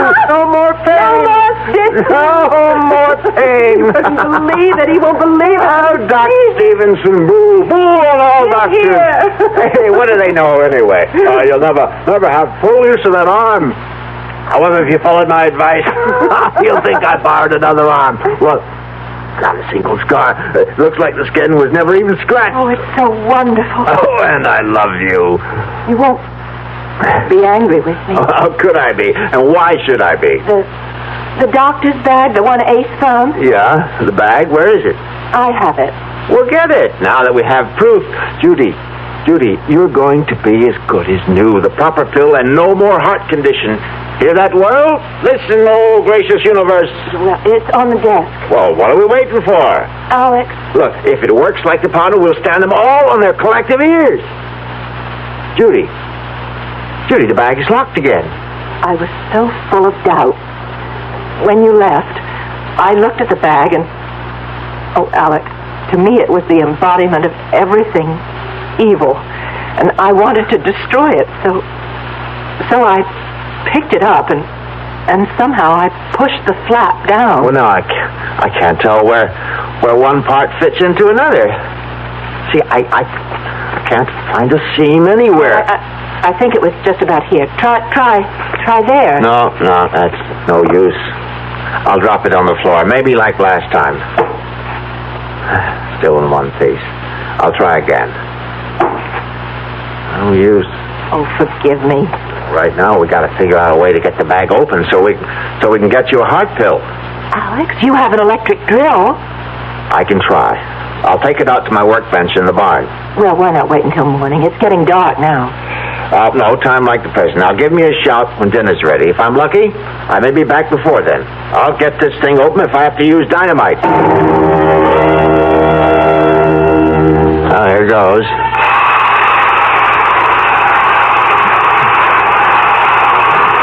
Nuts. The instrument will not achieve penetration. Do not be alarmed. I mean you no harm. You know who I am? Michael? I am he. Don't come any closer. There is nothing to fear. There is no belligerency in me. I have a gun. This rifle is loaded. That is a weapon? Yes. It can bring an end to consciousness? Easily. It is not my intention to cause any fear. But you have. You killed my dog today. The creature threatened me, and I did not intend to. I did not realize how weak it was. A simple mental probe, and I regret the occurrence. Haven't you ever seen a dog before? They are images in books and pictures. There are no dogs or animals where you come from? There is barely enough room for the higher forms of life. We have never learned to curb our reproductive powers, it seems. Well, where is this place you come from? This is Earth, the third planet from the sun, I think. I know. It is my home, too. Oh, that can't be. I exist, but not of your time. Not of my time? Time runs on. There is a past, a present, and a future. The threads are simultaneous. Oh, now you don't expect me to believe. I am fatigued from my experience, and I must return. If you will kindly give back my case to me, the one you have on the bench. It's yours? That is why I have come. It was misplaced, lost, but now that I have found it... Oh, there's no argument about it, Doctor. It's yours. I am not a doctor, not in the context of usage in your time. Well, who cares? Listen, the case was opened. I don't know how. The mechanism is faulty. I must exchange it. You did not utilize any of the contents. Well, only some of the powder in the bottle labeled... Yes, I am aware. But I did a fantastic job with my arm. Look at it. Look at it, Michael. Would you believe that only a few hours ago it was a match? I am well aware of the powers inherent in the powder. But now, please, give me the case. You cannot open it, for the key is in my hands alone. Stay back. I must open it once more. Or you will. I've got to have something from it. Comprehend this. My time is far in your future. The compounds are of another time, different metabolisms. Evolution has caused basic changes. But the powder worked on me. It is probably the single excipient. I don't believe you. Look, I'll give you anything. Money. How much do you want to open it? I shall prove my point to you. You must be aware of the differences in our physiognomies. You mean your face? Exactly. The lack of an aperture above the jawbone. You call it a mouth. Have you wondered then how we are communicating? I have no mouth, for we ingest our nourishment through an osmotic process unknown to you. And if I have no mouth, then how do we communicate? You are moving your mouth, and I hear. I, on the other hand, send my thoughts to you through my mind. You see this is so? Yes. Think of it in this manner. I am you in a distant time. You should be able to comprehend then that medicinal compounds of my time may not be of benefit in yours. The differences in us are too great. But my arm... You were lucky to have chosen that particular container. My wife will die unless she has a pill. Just one pill. I have explained why you cannot have a pill. Open that bag or I'll kill you. I mean it. My demise will not help you. Comprehend. An unusual accident took place. A time warp misfunctioned, and I found myself in your time. The accident must have disturbed my balance, and I wandered from this place, leaving my case behind. We have communicated sufficiently. I feel joyous that your infirmity responded to the powder, but I cannot allow you to maintain possession of the case any longer. Stop. I took a vow to protect it with my life. I must fulfill that vow. Give it to me. That holds you for a while. You don't realize it, but you told me how to open this. You said the key is in your hand. It'll open to your handprints. Now your right hand on the bag. Nothing. Well, maybe both at once. There. I'll try one on each side. Yes, I've got it. Judy, it's open.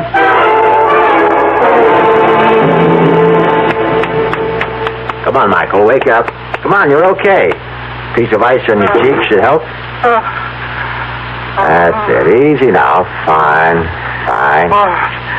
How do you feel? I thought your aim was to extinguish me. No. I only wanted one of those heart attack pills. You see, my wife Judy has a heart condition. Well, she had a heart condition. Thanks to you, we don't have to worry about that anymore. This other person, your wife, she ingested the dosage. Just like a flash. After she saw what happened to my arm, she had no hesitation.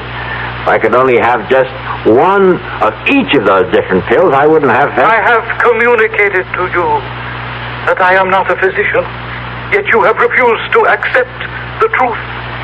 You insist I am practiced in medicine because I possess a case apparently similar to physicians of this time era. Well, you can't blame me for thinking that. You will not communicate. You will listen. You poor man. Poor individual. Let me inform you of my profession. I am proudly the highest ranking exterminator. Exterminator? Precisely. I communicated earlier that in my era there is barely enough room for all who inhabit the planet. Therefore, exterminators trained to eliminate painlessly and quickly. Oh, no. The pills, as you refer to the compounds, are each a dose of death. The case is full of death. The tools of my trade. Oh, no. All except the container of first aid powder which I keep for my personal needs. Fortunately for you are now thoroughly healed arm. But the rest... Oh, but the labels, the tuberculosis, the heart attack, cancer... The compounds act within a matter of minutes. Bringing death, of course. Instead of resorting to the crude murders of earlier, more primitive eras, it is more comforting for the family to report that one of its members has died of cancer, heart disease, or any one of a dozen other diseases. Murder? Elimination. Murder? My case, please. You must have an antidote. If you make a mistake, there must be some way you... are not committed. I am sorry for your bereavement.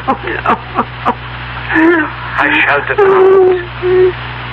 Be assured, there was no pain.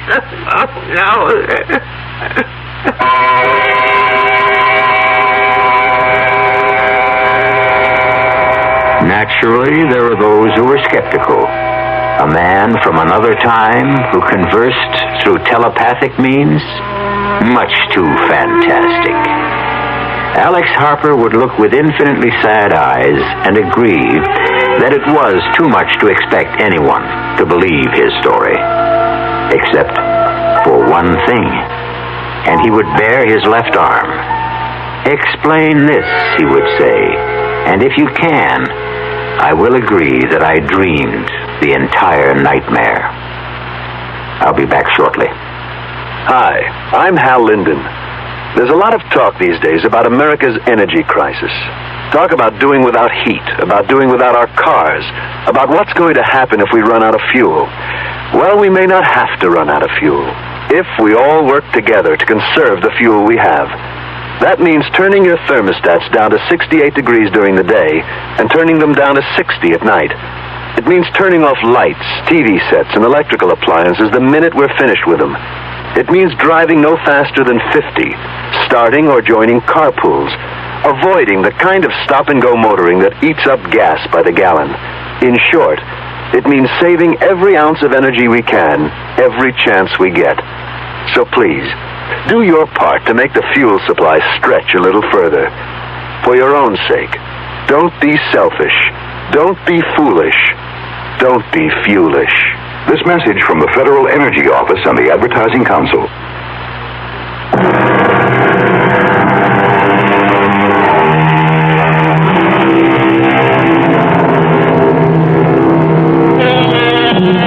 In a ditty from a well-known operetta, the words are, "Things are seldom what they seem. Skim milk masquerades as cream."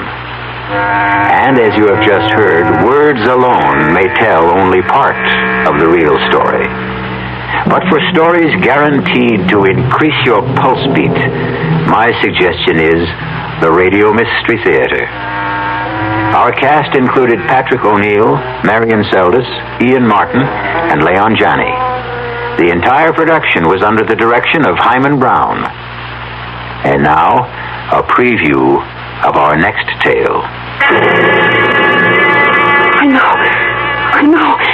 I hadn't emptied the tub. The water's still there. It must be. I'll show you. I don't understand it. Tub's bone dry, ma'am. Hasn't been used. Now, not tonight, anyway. His clothes. Howard's clothes. He'd empty his suitcases and put his clothes in the closet. His suitcases, too. Just ladies' clothes. Yours, ma'am? Yes. Now, hey, look, don't cry. Hey, look, this dream you had. It was no dream. Okay, so maybe you imagined... I didn't imagine anything. You imagine a husband. You imagine a month-long honeymoon. You imagine a man in a chair with a knife in his chest. This is E.G. Marshall inviting you to return to our Mystery Theater for another adventure in the macabre. Until next time, pleasant dreams.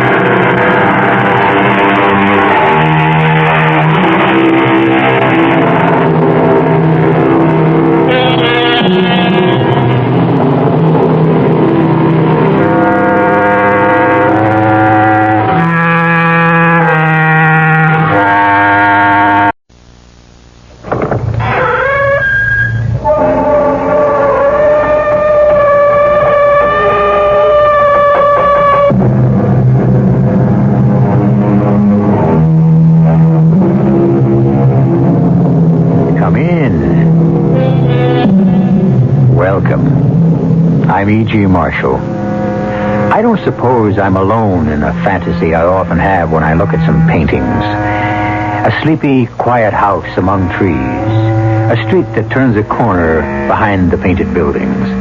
A dark, mysterious cave burnt like a smoking hole in the side of a bright, sun-drenched Arizona cliff. Well, I could go on and on, but I won't. What all of them have in common is the tempting allure of dreaming that it might be possible to step into the frame and visit that house, round that corner, explore that cave. A tug so strong that it pulls you towards the canvas as though hypnotized. If you've ever had that feeling, or even if you haven't, this is what our story is all about. Watch that old man. He sits there like no one is there but him and that screwy painting. Leave him alone. The guy could be deaf or mute. A museum is a place for a lot of people. It's like an escape. I get waves from this one. I think he's got to be watched. There's something eating him about that painting, and it's our job to protect it.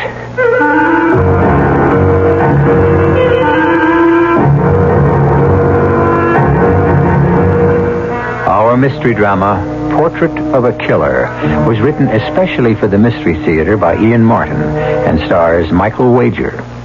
It is sponsored in part by Sign Off, the Sinus Medicines, and Buick Motor Division.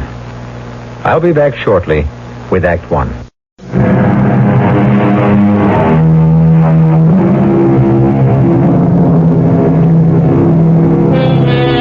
The Fresnick Museum is not one of the world's great art collections, but it is surely one of the most eclectic, by which I mean the rich man who left it and his house to the city was extremely choosy about what he liked or disliked.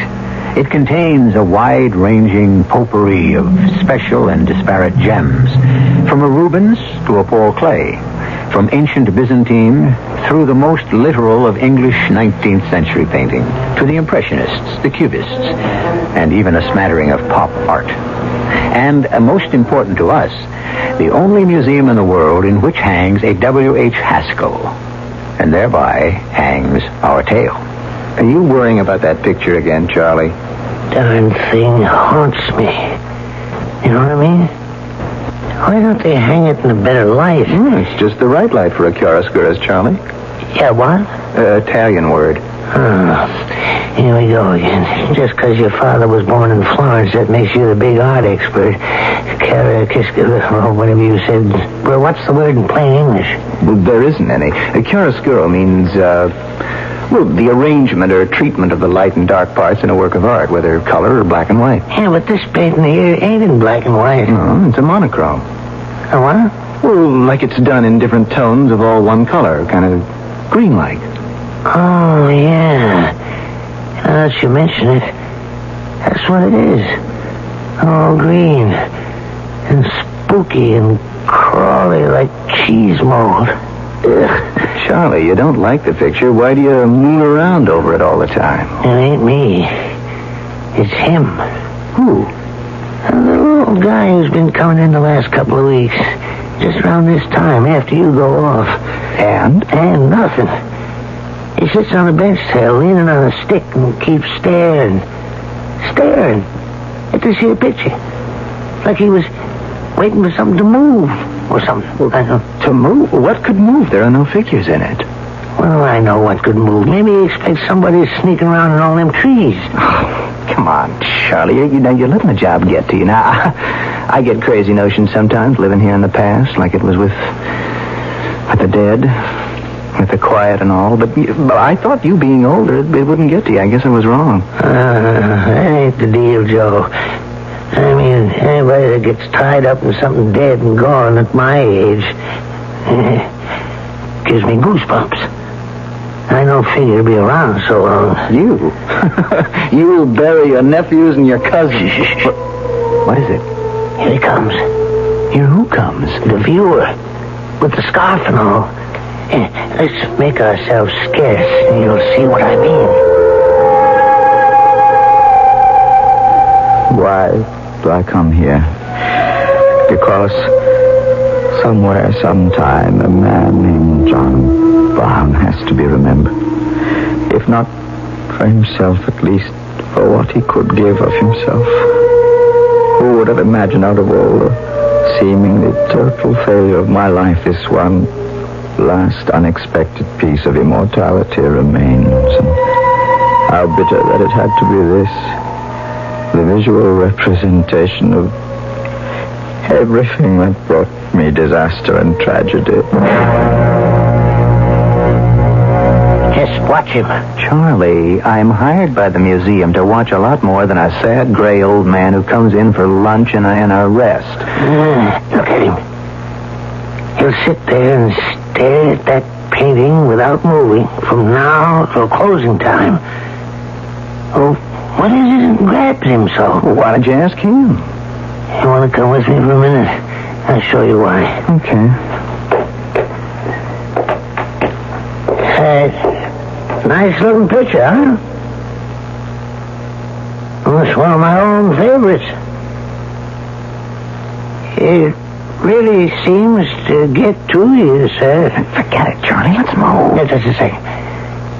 You happen to know the artist or something? Come on, Charlie. Okay. You see? It's like no one was there but him and that screwy picture. Oh, don't bother him. The guy could be a deaf or a mute. A museum is a special place for lots of guys. It's an escape. Deaf? Mute, how I wish I were and sightless. Or dead. Only I cannot die as long as any trace remains, and this is all that's left. Oh, my sweet God, have I not suffered enough?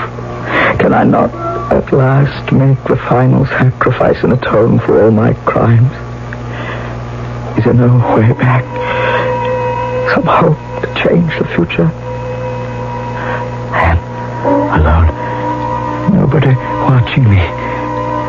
Could I step into that frame and back into the past? Could I relive it again?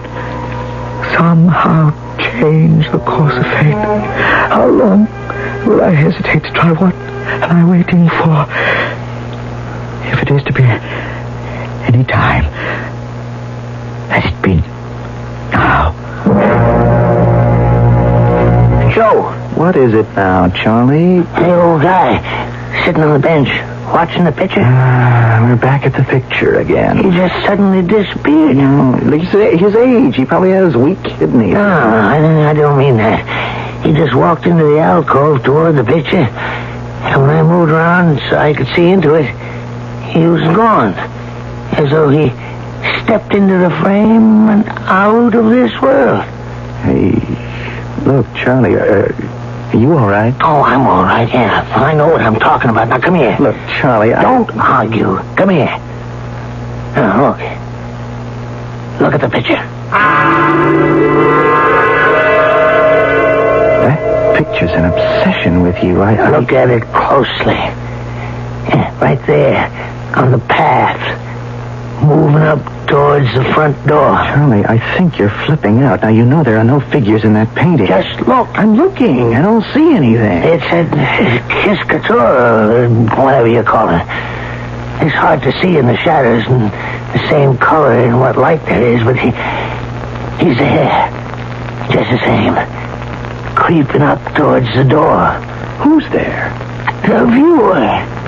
The old guy disappeared from the bench. Oh, you gotta be crazy. There's nobody there. Oh, how could you see without your glasses? Put 'em on. There aren't enough crazies wander in here from the outside. I gotta live with one on the inside. Okay. So my glasses are on. Where is he? You took too long. Didn't you see? He just went around the corner of the building to the back. You are as nutty as a fruitcake. I didn't see that. I wish I hadn't. You know what he was wearing? What? A tweed suit with knickers and high shoes with a skip cap. I ain't seen an outfit like that since I was a boy myself. Just before World War I.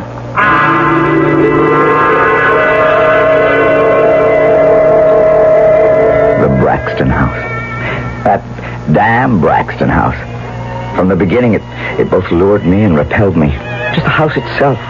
Long before I'd met and fallen in love with Polly and learned to hate Gilbert Fairley, the smooth, suave guardian her father appointed when he died. Gilbert Fairley. Surely one of the most ironic names for a man who was driven to win, but happiest when he could do it by cheating or hurting or destroying the loser. That summer of 1917, sneaking around the corner of that bewitching yet lonesome house, I was bound and determined he wouldn't get away with it with me.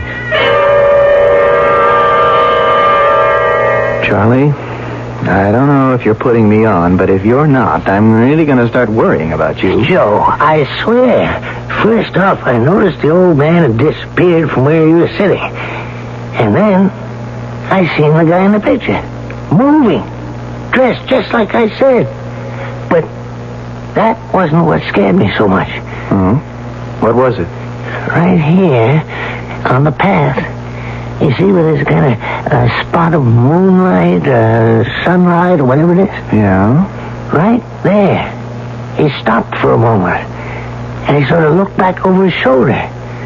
Just long enough so I could get a glimpse of his face. Right, And he looked like Boris Karloff. No. But so help me, I know who he did look like. Or the way he could have looked back there around that time. Yeah, and now you're going to tell me it was your bench sitter, right? Your, what is it you call him, your viewer? That's just what I'm telling you. I lay $1 to donuts that old bum used to visit or sneak into this house around 50 years ago when he was a young guy. So, maybe he did. But what's it to you? What do you care? I don't know. I just sure give a hell of a lot to know what went on in that house that was strong enough to call a man back from today to walk through that frame to yesterday.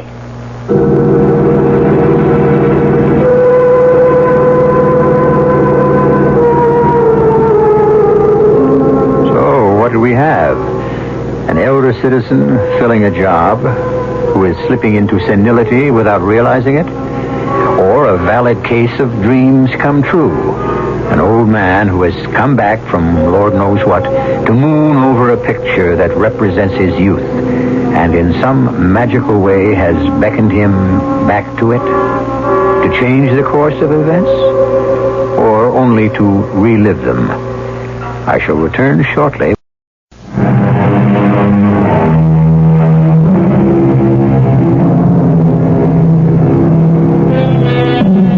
The year 1917. America was racked with the agonizing debate over whether or not America should enter the Great War, which was raging in Europe. But somehow, individuals continued to be as absorbed as ever in their own personal problems.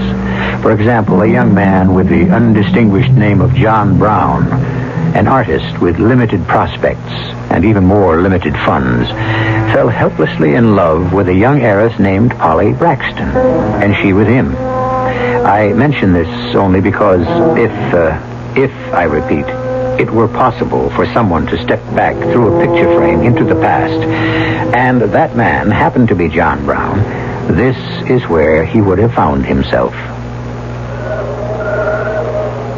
It was a long wait, as always, for Polly in the gazebo. But at last she came quickly and silently to my arms and back to my waiting heart. Oh, John, darling, forgive me for being so late. I couldn't get away from him tonight. It doesn't matter. Now you're here. I love you, Polly. And I love you. I don't understand why he's so dead set against you, knowing it's what I want.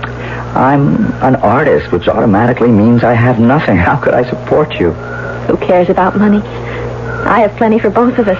Not till you're 21. Oh, I couldn't live off you anyway, Polly.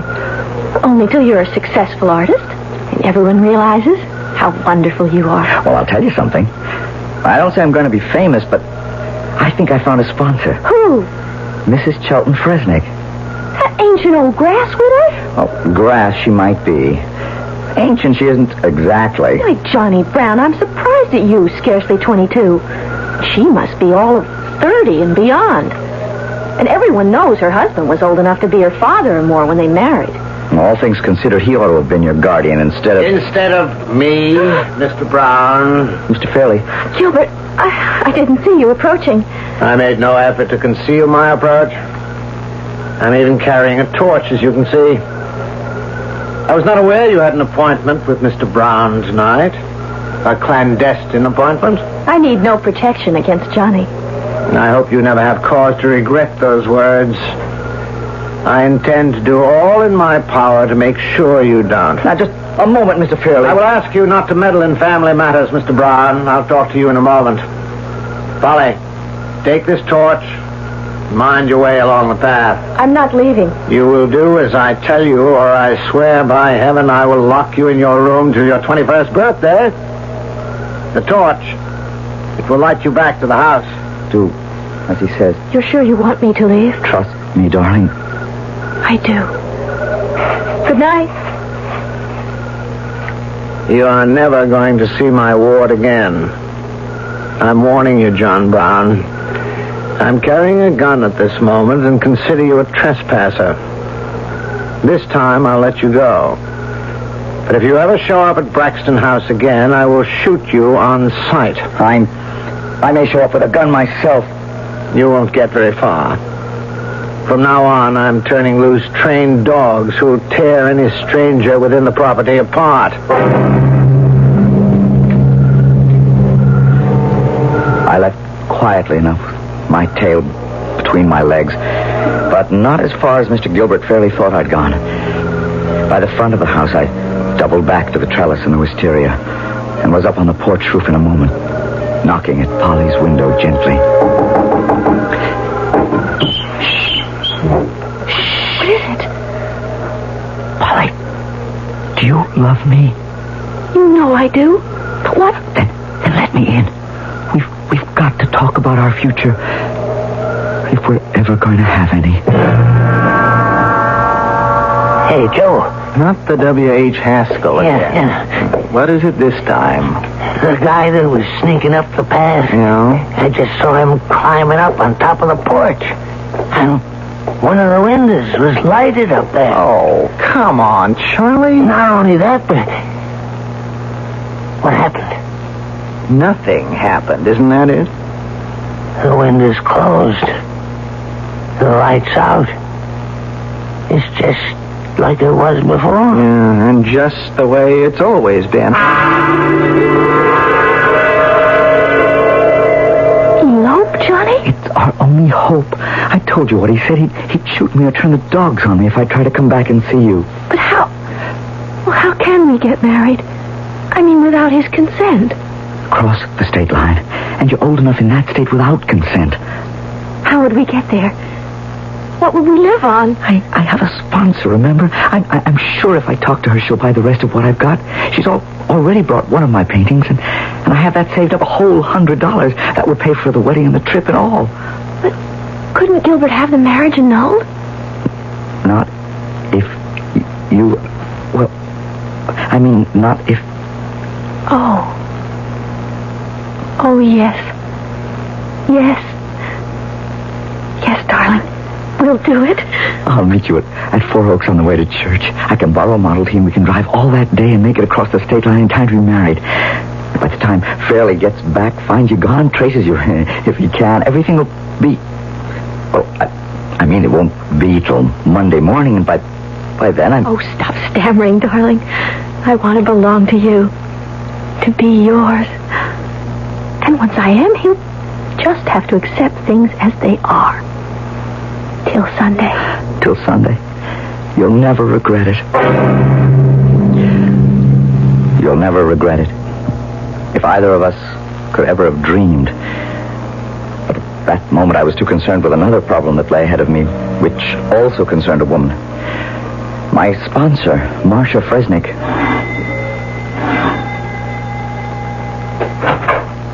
Why, Johnny Brown. Who would have expected you this late? And wasn't it clever of you to pick the maid's night out? Come in. I'm sorry to bother you, Mrs. Fresnick, but, well, something has come up that All right, Johnny. But do we have to talk about it in the hall? Let's go inside and be comfortable. And does it have to be Mrs. Fresnick? Well, now, Come on and sit beside me on the couch. Now, let's get that unhappy frown off our handsome face and tell Mama what the trouble is. Well, you kind of like the sort of thing I do, don't you? Well, I don't know. You haven't exactly started doing it yet. I meant my painting. Oh, that. Well, I mean, you did say something about helping me, and you did sort of promise to be my patron. You bought one picture from me. Yes, I did. And let's be fair to Chilton. He recognized your talent. For painting, that is. He thought you had quite a future. But you don't? Well, I'm temporarily interested in the present. Well, so am I. Oh, I'm delighted to hear it. Do you want to tell me why? Marcia, how'd you like to have all of me? Well, now, that's quite a proposition. Why this sudden capitulation, if that's the word? Well, because I need money. I paint because I want to, and everything I paint, I never want to let go, never want to sell, but it's... Well, just now I need money. Oh, is that all? Don't be silly. I have plenty for both of us, and you can still hang on to your precious canvases. Plenty? For both of us? I don't understand. Well, let's not talk about that in the living room. We could make it all much clearer upstairs. Upstairs? Oh, now look, Marsh, I don't need money. Well, gee, I wasn't suggesting that, Joseph. Well, I need money for us to get married. Married? Well, I don't mean to you. I mean to Polly. Polly? Oh, you mean Polly Braxton? Gerald Fairley would never let you have her. He has his sights on her for himself. Mr. Fairley, he's old enough to be... Now, let's not discuss who's old enough to be who's what. And I don't want to talk about that silly little baby like Polly. Let's just concentrate on us. Sure, but what... Through my husband's connections, I can arrange a one-man show for your paintings. But that will take time. In the meantime, there's you and me. I can't wait for a show, and I just like to be able to sell all I have to raise some cash. So you can try to marry Polly Braxton? Yes. You prefer her to me? Well, Marcia, it's different with us. You're damn right it is. You don't mind letting yourself out, do you? Since in a larger sense, you already have. The first thing the following morning, I went straight to Mr. Fresnick's dealer, who had handled the one sale I'd made. I laid my cards on the table about needing money. He said he couldn't handle what I want, but he would refer me to the Koppelman galleries. And that's all you have? Every canvas I've finished, Mr. Koppelman. Van Gogh or Renoir, you're not. Well, I wouldn't expect to be yet. Besides, they're not my style. But my style is to buy what I can sell, so buy? No. Handle you, show you, maybe. But right now I need cash. I'll take it on consignment, the usual percentage agreement, and I'll push it all I can. That isn't what I need. Don't rush me. I didn't finish. With you, I'll make a special deal. An advance against future sales, $500, and I can see that's not enough.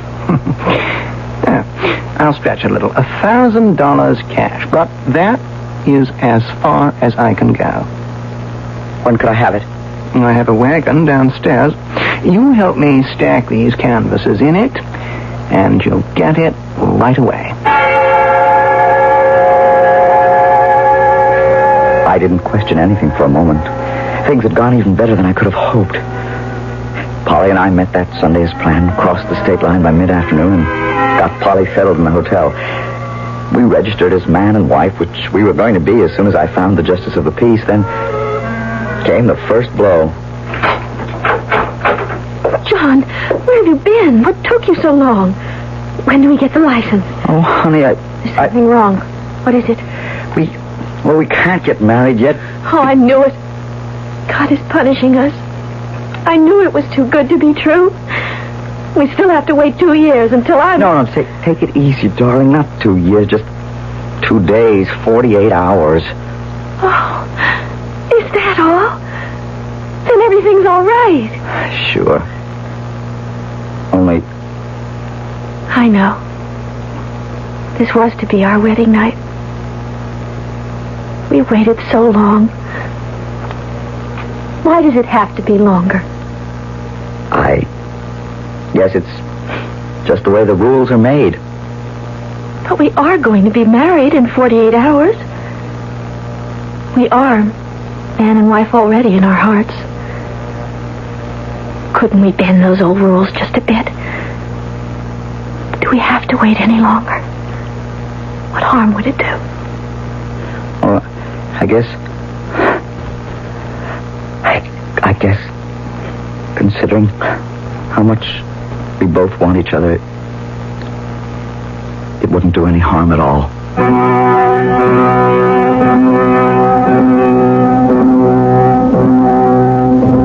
I make no moral judgments. I only comment that twice recently, John Brown has made compromises with the two most important things in his life, his art and his love. For some men, in any day and age, this has afforded no problem. For John Brown, marked by fate, or if you wish to call it retribution, It pulled his whole existence down upon him like a falling house of cards. Spelled his immediate failure and final doom. I shall return shortly with Act 3.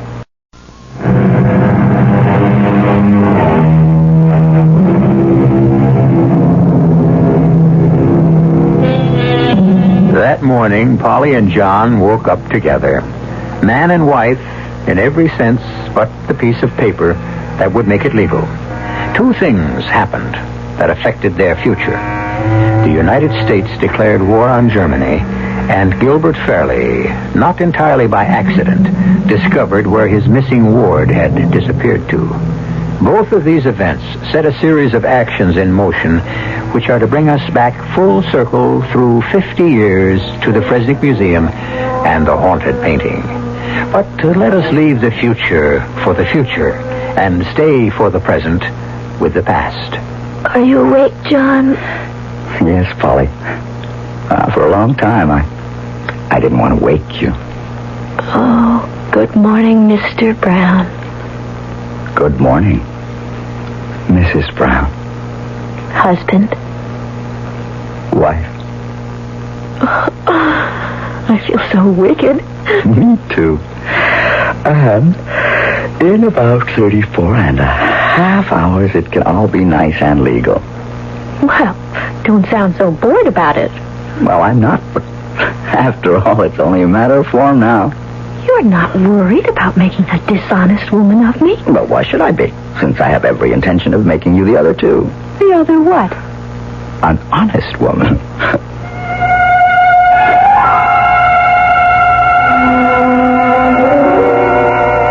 We didn't know how short our happiness was to be. Hell hath no fury like a woman scorned. Well, perhaps that's an apt quotation, but I never thought Marcia would have felt that strongly. But I guess she did. I'm sorry if I'm late for lunch, Marcia. So am I. But then that's a habit of yours. Don't be cross. I am going to be very cross with you for many reasons. You intend to marry Polly Braxton. Of course.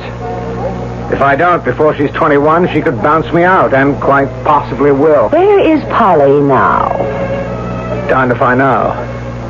That's why I was late for our meeting. Do you have any idea? I might. Well, it's damned important to me. Really? Why? Well, you know why. I'm not in the best of shape should my guardianship be examined now, but within a couple of years, with Polly as my wife, I need have no worries. Well, I have a piece of information that's worth your whole empire. What do I get in exchange? What do you want? A continuance of our present relationship. Nobody pleases me quite like you. Granted. Your little pigeon has flown the coop to get married. You have about, let's see, a little over 24 hours to stop it. Would you like to know where to find her?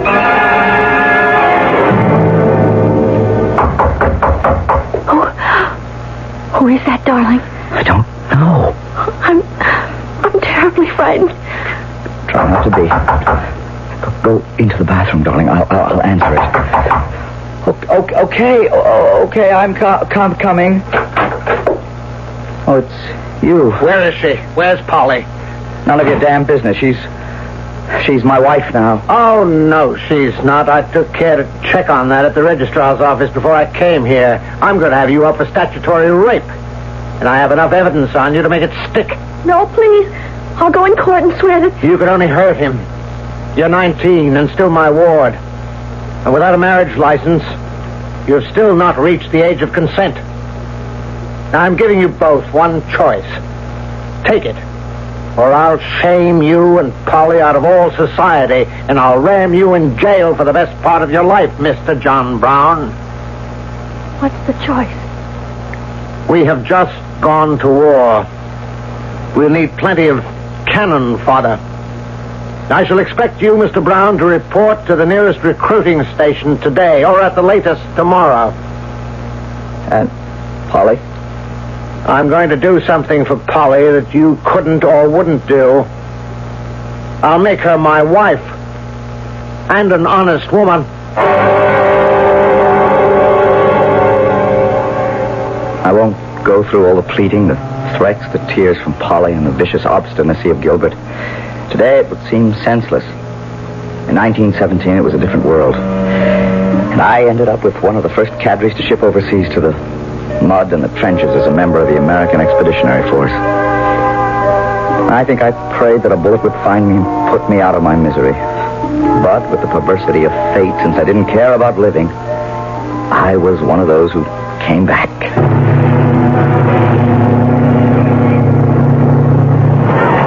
As our troop ship docked, it was delirium.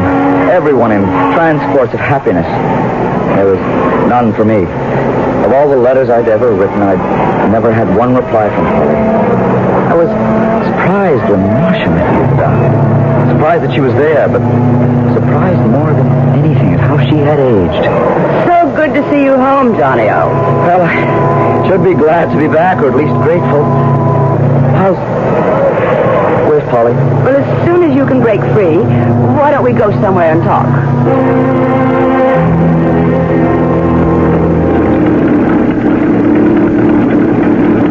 Where are you taking me? Back home with me. Are you surprised to see a woman driving a car? Yes, not you, but in general, yes. Well, I learned while you boys were overseas. The Women's Auxiliary did what it could. I'm sure it did. What about Polly? Well, she married Gilbert, you know. From all my unanswered letters, I could have guessed.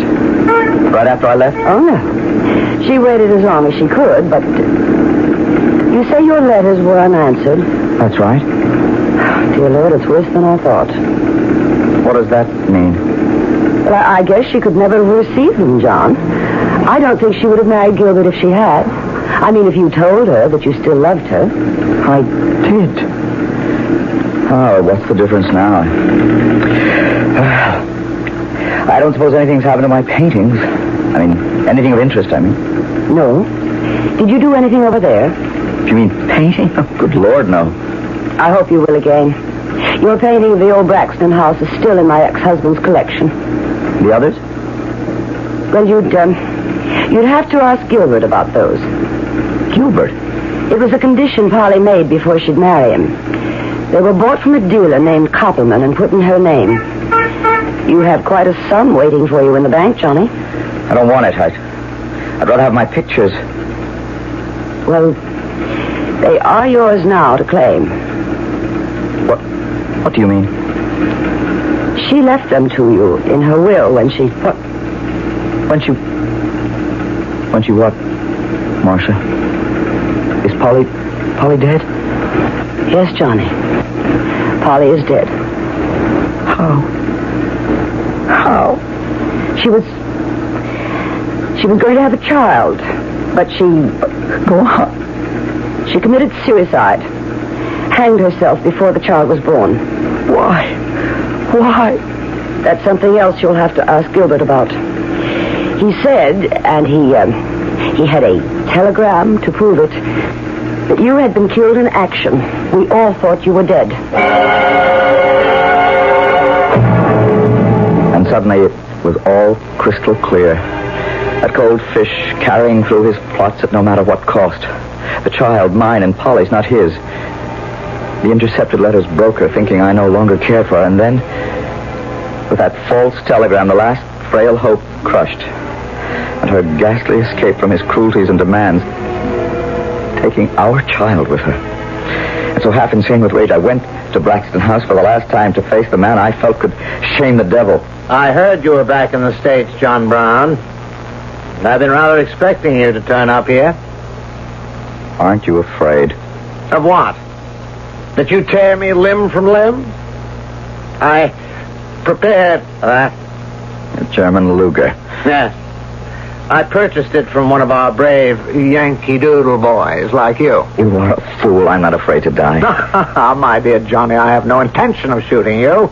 I have better ways of bleeding you slowly to death, making you writhe helplessly as I have this past year. Come with me, and let me give Polly's legacy to you. I followed him from the hall up the stairs to an unused room. We entered, and I looked about the room. in blank horror and blinding anger. Every canvas save one that I had ever painted, blotted and drenched with bright red paint and ripped to tatters by knife slashes in their frames. The rest of your children. You must be mad. They're destroyed, ruined. How could you? My revenge for my humiliation. And now the last. I saved this one letter that I intercepted for you. Read it. I read it all. But the sentences that remain in my mind were these. You must understand, my darling, that I only married him to save you. And he will never touch me. Our child is growing inside me. And when you come back, we will arrange a divorce or an annulment so that we can be married. Please, be careful. You must come back. I love you forever now. And if God should only allow that, in the beyond. And suddenly, I went berserk. You bloody murderer! You killed her! Remember, I'm armed. You think that will hold me back? Damn you! You shot me! A lot of us brought Lugers home with us. I had mine, and it's bulleted in your gut. Get a doctor, I'm dying. It'll take a long time, though. And it will hurt. Maybe hurt enough to make up for what you did to Polly. And just to make sure, I am going to make an end to this charnel house. I am going to burn it to the ground. It can be your funeral pyre.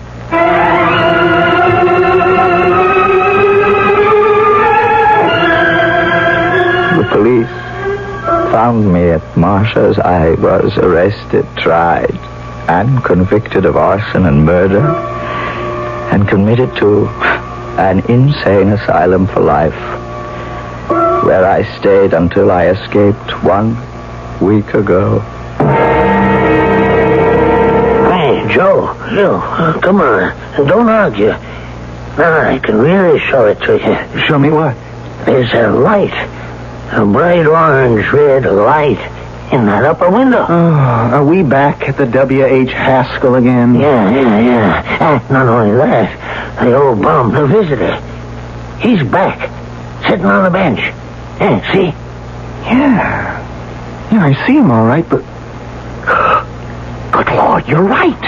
You see? Not only the upstairs window, but the other one over there and downstairs. Yeah. Looks like the house is on fire. You damn fool, the whole picture's on fire. Look, hold him till I can get an extinguisher. So, it is finally ended. The last of everything, even W.H. Haskell. Funny. All those years ago as a boy to feel that no painter of note would be just plain Johnny Brown. W.H. Haskell sounded more like it. And in the end, even he had to go. No immortality for any of us. Johnny. Polly. Hurry up, darling. We're waiting for you. We? Me. And your son. Your son. I'm coming. I'm coming. Time at last to put an end to tragedy and face a new beginning. There, that does it. Not that it'll help the painting much. It's destroyed. Oh, you were right about that old boy. He is a vandal. Well, I guess. I guess he'll get what's coming to him. The cops are on their way. They're going to be a little late, Joe. What? The old fella here, he's gone. Dead? Yeah. Huh. I wonder what he had against that picture. I guess maybe we'll never know. You know something, Joe? I don't think I ever want to.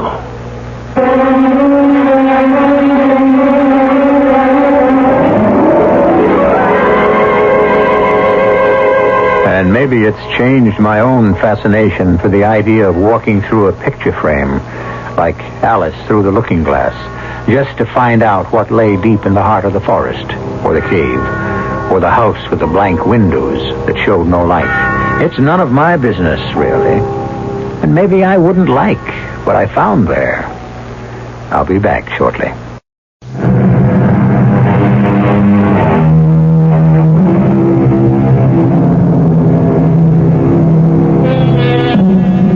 If any of you should come across a painting by W.H. Haskell, grab it for what you can, if it can be authenticated. After the incident in the museum, the old story was raked up again. And regardless of what artistic ability Joe Brown had, anything from his hand is, if not priceless, at least tremendously price-worthy. In his own strange way, he did achieve a sort of immortality. Our cast included Michael Wager, Robert Dryden, Joan Lovejoy, Jada Rowland, and Russell Horton. The entire production was under the direction of Hyman Brown. And now, a preview of our next tale. You killed a cab driver named Joe Paulson. What are you saying? Why would I kill him? You took his cash plus the ring. How did I kill him? With a gun. That's impossible. You know me, Lieutenant Davis. I never worked with a gun. Until now. I don't even have a gun. Oh, yes, you do, Eddie. We found it in your apartment. A gun? A 32. The gun that killed Paulson. Yeah, but I don't remember. If you killed him when you were high, would you remember? Well, no. Well, that's it, Eddie. You got the ring and the gun. Now, do you want to make a statement? I don't remember killing him, Lieutenant, but if you've got all this evidence, I guess I did. Radio Mystery Theater was sponsored in part by Buick Motor Division and Sign-Off, the sinus medicines. This is E.G. Marshall inviting you to return to our Mystery Theater for another adventure in the macabre. Until next time, pleasant dreams.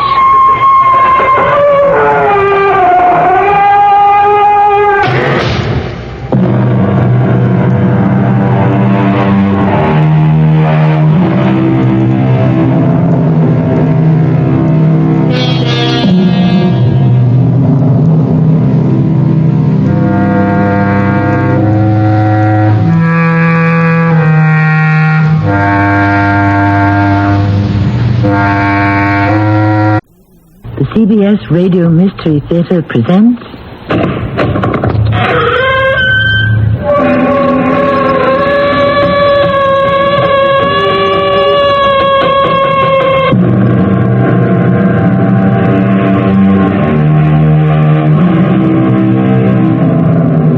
Come in. Welcome. I'm Tammy Grimes. Before television, children entertained one another, often with quite gruesome games, like sitting in the dark and answering the question, what's the most horrible thing you can imagine happening to you? The answer usually involved werewolves, vampires, ghouls, and the like. But I've never found such things real enough to be frightening. I believe the question should be rephrased. What's the most horrible thing that could really happen to you? But they're going to kill me. Well, I can't help you. I've got nothing to work with. But you're supposed to be a lawyer. I'm not a magician. So you're just going to let them electrocute me? I'm innocent. Can't you understand that? I'm innocent. Not anymore. What do you mean, not anymore? I mean legally. That's the law, Joe, remember? Innocent until proven guilty. But I'm not really guilty. Where's the proof? Proof is 9 points of the law. And on your side, Joe, you don't even have 1 point of proof.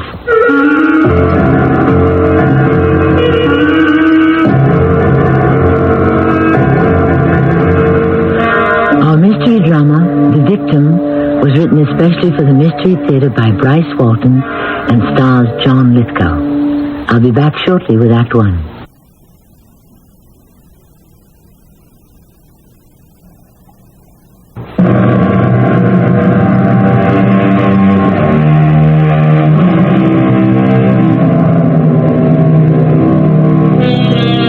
This is my idea of genuine horror. To be somehow proven guilty of murder when you are not. To be locked away in a cold cell, alone, friendless, helpless, waiting to die. How many innocent people have been executed for crimes they never committed? How can such rank injustice happen? Here is how it happened to one man. Here is his story in his own words, as it appeared in the Morning Sun Times. I'm Joe Thompson. In the headlines now. My picture in the papers and magazines. But before that Monday night, when my nightmare began, I was Mr. Nobody. Going nowhere but on over the hill to the wrong side of 40. Old Joe Average. Divorced. Lonely. Average height. Average build. Average paunch. The kind of face you'd forget even while you were looking at it. I'd killed another evening in a restaurant and bar. Got home around 12:30 that night. Home. One room with a pull-down bed, a closet-sized kitchen, and a television set that wasn't mine. I'd popped another can of brew and was semi-conscious in front of the TV. And there was a knock at the door. Is this any way to greet a visitor? What way? What do you mean? I mean, half-dressed, hair all messed up? Why, you haven't even taken yourself a shave. I wasn't planning on having company. Well, I wouldn't have planned on it either. If I was you, I wouldn't even be at home. So you should have called first. Hey, what's the idea? I'm not a fan of early John Wayne. Nothing funny now, just stand against the wall, nice and easy. Hey, what are you doing? Risking you for concealed weapons, remember? That's no weapon, that's my wallet. So keep it. It's empty. This whole scene's empty. Nothing worth taking out of here unless you collect old TV sets. Go ahead, take it. But you'll also have to pick up the payments. Hold on to your sense of humor, pal. You'll need it. Hey, what are you doing? Handcuffing you. That resisting an officer won't help your case either. What case? I'll ask the questions. So who's asking? Oh, excuse my rudeness. I'm Sergeant Crow. My partner, Officer Wilson, is waiting for us downstairs. Sergeant, look, you can see in my wallet there. I'm Joe Thompson. You've made some kind of mistake. You made the mistake, Thompson. Hey, why throw my clothes around? Well, wait, I've got some rights here. You're a cop. Show me some identity. You barge in here, don't tell me anything. Handcuff me, tear my clothes apart, break things. What about the search warrant? I've got rights. Didn't you invite me in, Thompson? I sure didn't. I say you did. You're wrong. I didn't. Oh, I apologize for disturbing your elegant wardrobe, but I got... here they are. You'll need the raincoat and hat. What for? We're going out, Thompson. You have an appointment. But it isn't raining. We'll take the raincoat and hat anyway, just in case. Let's go. Go where? Why should I go anywhere? We're going downtown, Thompson. Police headquarters, Central Station, where you set up the appointment. I didn't set up any appointment there. Sure you did. You set it up last Saturday night. I don't know what you're talking about. I tell you, you got the wrong man. Then why do you object to cooperating with the police? Where's your civic spirit? Civic spirit? That's a laugh. Now, simmer down, Thompson. If you're innocent, you can't object to answering a few questions. About what? This is no place for a serious discussion. We have a place all set up for that downtown. A special private room just for answering questions.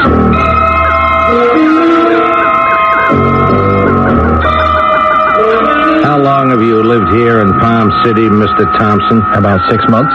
You married? I was, but my wife thought better of it. You're adrift. I wouldn't say that. Well, how would you classify yourself, then? You don't seem to spend very long in one location. I'm a carpenter, sir.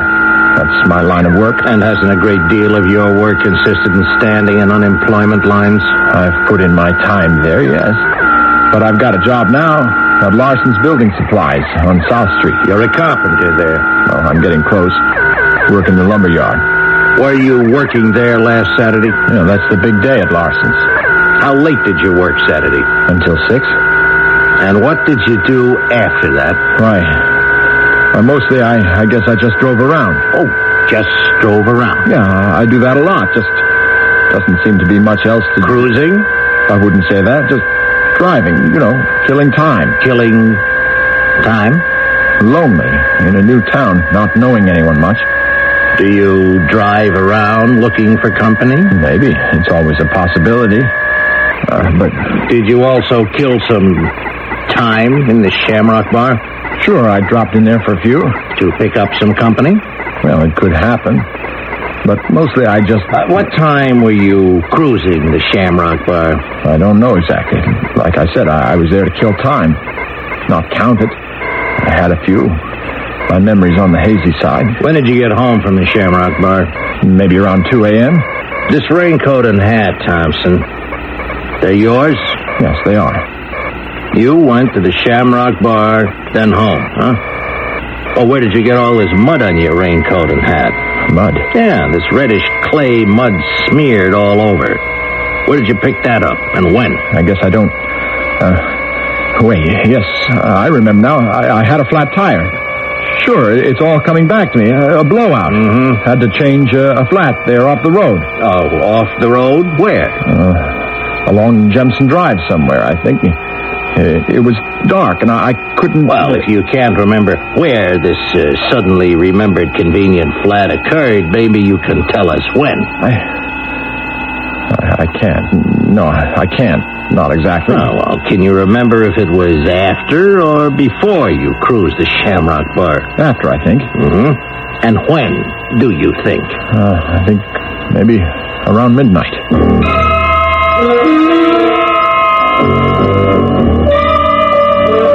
You're Benny Sharp?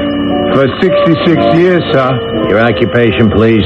Bartender at the Shamrock since the end of World War II. Is this man, Mr. Thompson, one of your customers, huh? Him? Oh, sure. He's in here every Saturday night. That's his name, Thompson? He was at your bar last Saturday night? That's right. Leaning over the end there. Was he wearing this raincoat and hat? Yeah.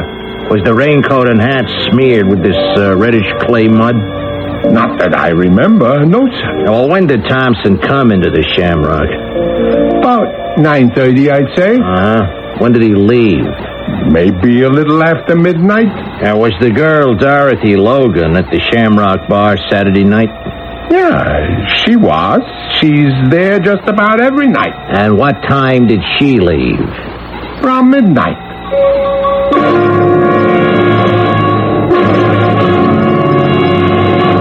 Now, Thompson, do you remember following Dorothy Logan out of the Shamrock Bar a little after midnight Saturday? I told you, no. I never knew any Dorothy Logan. Small, slender, 18 years old, dark brown hair, red sweater.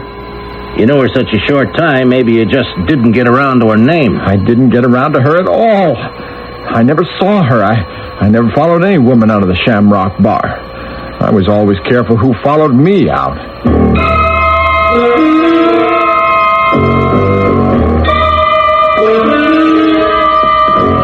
Where are you taking me now? Just down the hall here, Thompson. We have a little theater set up down here for our guests. Little theater? Right. For bad actors. You've got to fill me in. What am I supposed to have done? You can tell me that much. I can tell you what you'd better do. Call yourself a lawyer. Why? Why do I need a lawyer? You guys are weird. All sound alike. Who, me? I never did nothing. I'm clean. A lot of you, innocent as babes. Some of you really think you are innocent. That's what's really weird. I'm not weird. I am innocent. Here we are, Thompson. Now, just step up here between these two gentlemen. That's right. What is this? You're on stage, pal. Let's say you're trying out for a part. And if you get it, you'll be a star performer. Now, just stand up here, straight and natural. That's a ticket. Now, Miss Travis, please look at the men lined up there. And you look at them, study them very carefully. Now, take your time. Now, do you recognize any of them? I'd rather not, but I do. Well, have you seen one of these men before? I sure have. But what I saw wasn't a man, it was an animal. Would you point out the man you recognize? That one. Second from the right there. You have seen him before? Yes. But what if I hadn't? Look at him. Anybody'd know on first sight he was an animal. Where and when did you see this man? In Jonathan's Grove last Saturday night. No, actually it was early Sunday morning. Now, are you certain? Now, you must be absolutely certain, Miss Travis, that this is the man you saw. I'm certain, all right. Do you ever forget how a skunk smells? He's the one. He's the killer. I'm sure you've noted the fact that all men are mortal. This is most fortunate, at least for mystery stories, where anyone can be a victim, don't you see? Which is perhaps as it should be in a democracy. For example, anyone at all may be robbed, mugged, murdered, or falsely arrested. It is just a matter of waiting one's turn. Or is it? Joe's story of persecution sounds straightforward and believable enough. Perhaps we shall clear up some disturbing contradictions in Act 2.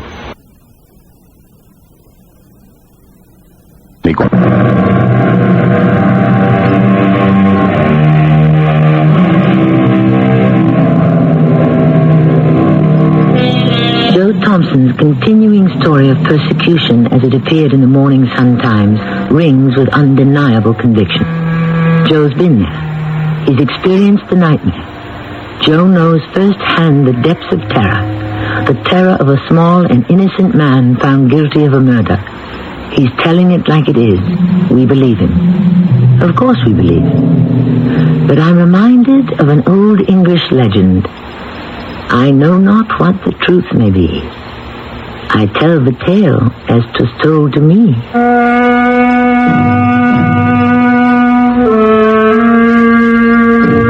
I kept telling them the truth. What else could I tell them but the truth? But nobody believed me.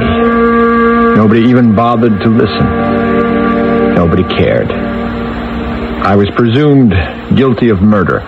And who cares about murderers anymore, right?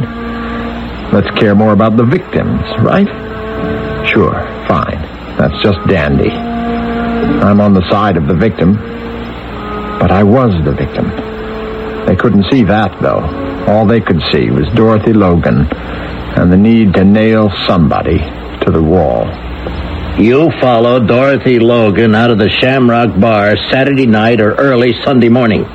You lured her into your car, drove her into Jonathan's Grove and back of the tavern. She resisted your advances, and you killed her. You strangled her with those powerful carpenter's hands. No, I didn't do that. I couldn't have... No, you're guilty, Thompson. Now confess. Tell us the truth. Make it easier for yourself and for all of us. But I'm telling the truth. I never knew any Dorothy Logan. Never saw her, never followed her, never followed anybody. I sure never killed anybody. Evidence, witnesses, and testimony at this homicide court hearing strongly indicates the contrary, Mr. Thompson. And that will be all for now.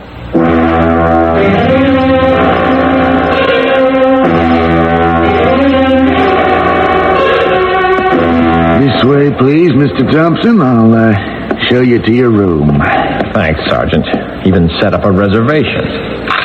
Here we are. Sorry, we have nothing with a view. How about a mattress? Mattress will be along. No mattress cover or bed sheets, though. Why not? Some of our guests have hanged themselves. Wait. Please listen and believe me. Somebody has to. I didn't kill that girl. I couldn't kill anybody. No one in here has ever been guilty. No one's ever killed anybody. himself. Sure is weird. Oh, forget it. So what's next on the Law and Order program? Well, your case goes to the grand jury, and like I said, you better get yourself a lawyer. I can't. I told you that. I can't afford any lawyer. Well, then I hate to tell you this, but you'll be assigned a public defender, a second or maybe third-year law student hoping to learn something, maybe pick up some experience. And what you're getting is a born loser named of Hal Mark.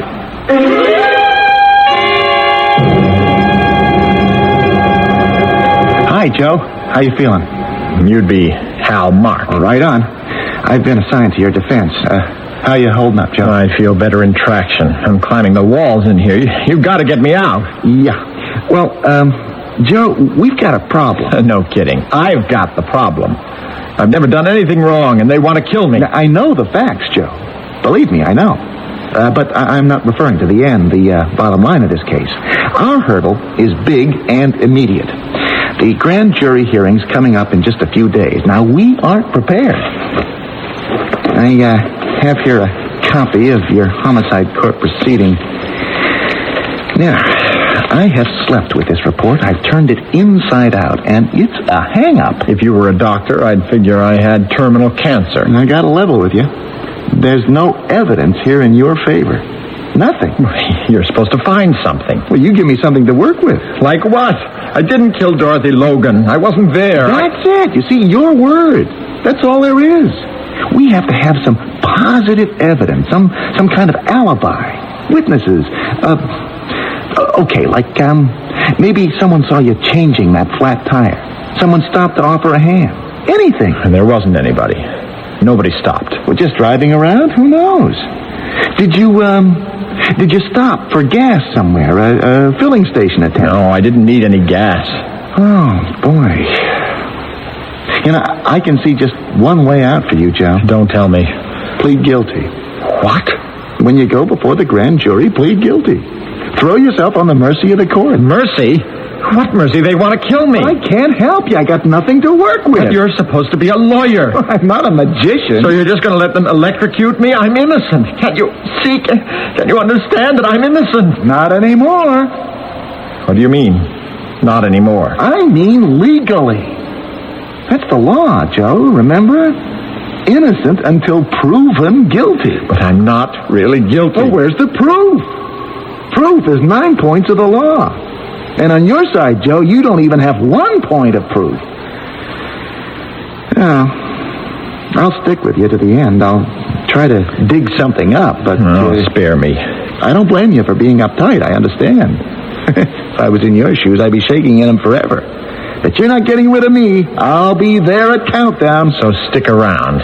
Take notes while they cut me up. And hope I last until your final exam.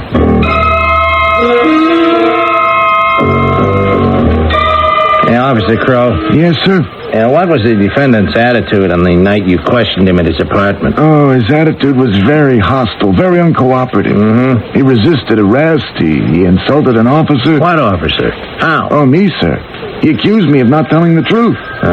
You found this raincoat and hat in his apartment, huh? Yes, I did. Well, have laboratory tests been conducted on his raincoat and hat? Yes, they have. What were the results of the analysis? Well, the mud found all over the raincoat and hat is identical with the mud found on the body of the murder victim, Dorothy Logan. There's no question. My memory's never failed me in 66 years, and I remember him being in the Shamrock drinking at my bar Saturday night. And you still remember when he left? About midnight. And you still remember when Dorothy Logan left, huh? About the same time. Maybe a little before. I get a lot of customers on Saturday night. And when the accused left the Shamrock, you didn't see any mud on his coat and hat? Not that I remember. Helen Travis, you said you were parked in Jonathan's Grove Saturday night or early morning, a little after midnight? Yes, sir. I was parked in there with a friend. Mm-hmm. It was after midnight, but I'm not sure of the time. My friend and I were, marveling at the sky, the stars all out. Such a pretty night for a while. Will you describe what else you saw that night, Miss Travis? I mean, other than the constellations. Can't hardly even think about that horrible night, but... Okay, I'll try. Yeah, well, I thank you, Miss Travis. Please, proceed.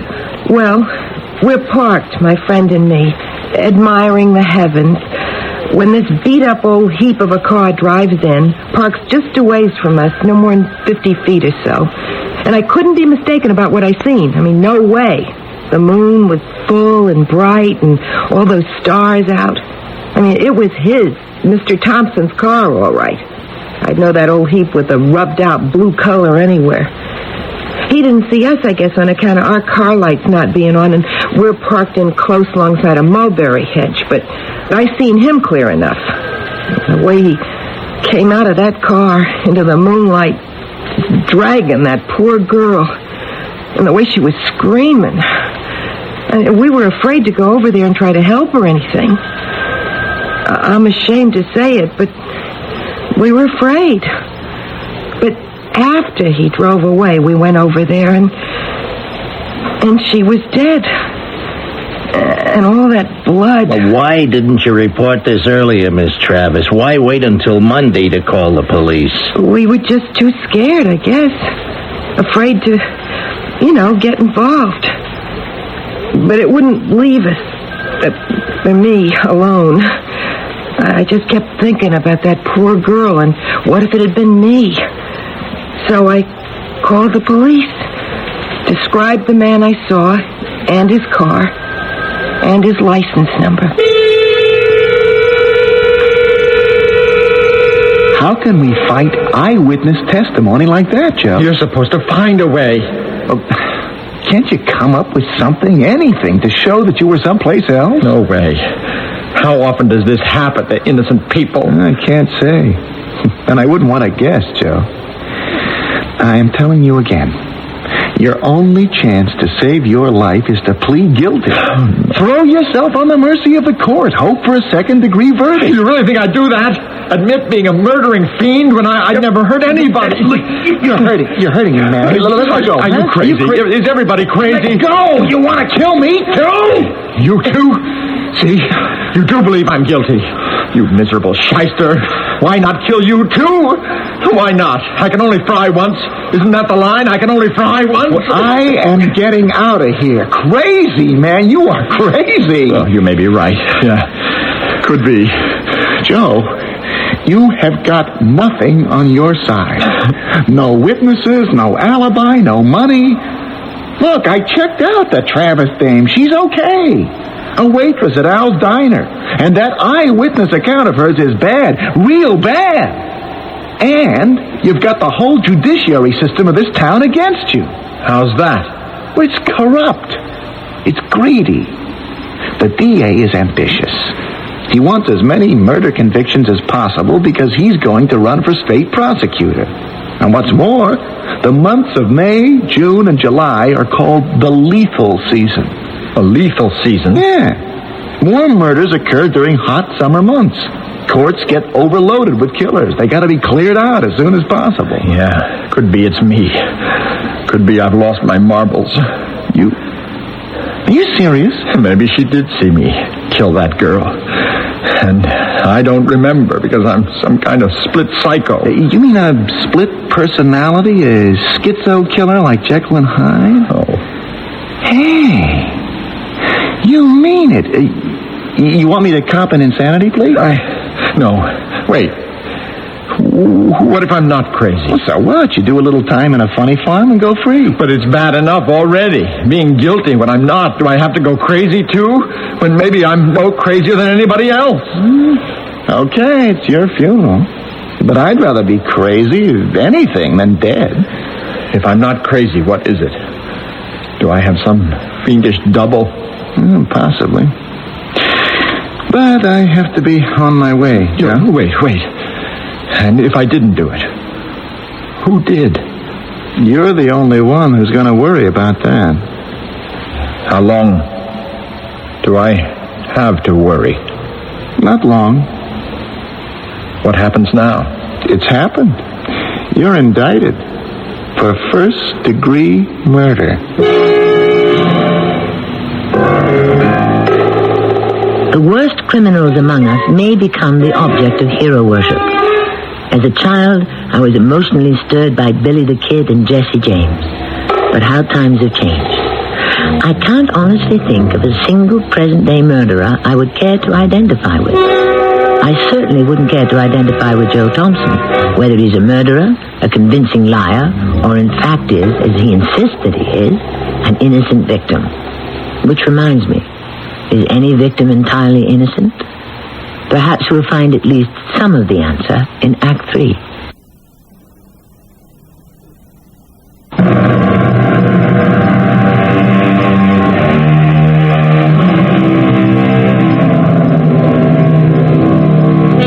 People still insist on reading newspapers and listening to the news. Most likely because they desperately need to be assured that something, somewhere, is happening to somebody. The misfortunes of others make us feel, by contrast, so much more fortunate than we really are. We can only hope that the ending of Joe Thompson's nightmare story of persecution does not disappoint you.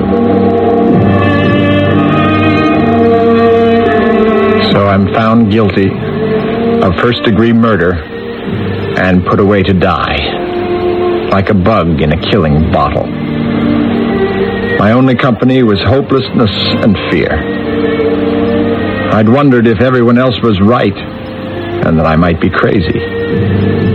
Now I began to fear that I was going crazy in that isolated cell, waiting, knowing when and where and how I was to die, and knowing I was helpless to do anything about it. And one night, I woke in a cold sweat, thinking of a name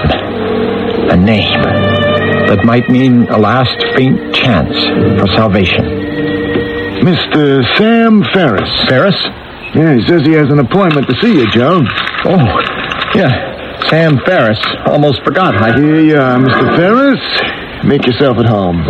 Thank you, Sergeant. I prefer larger quarters. I didn't really think you'd come, Mr. Ferris. I wondered if you even got my letter or read it. Oh, I read it all right, but before committing myself, I had to review your case. Sergeant, would you kindly excuse us? Oh, sure. Pardon me, Mr. Ferris. Take your time. Now, you call out if you need anything.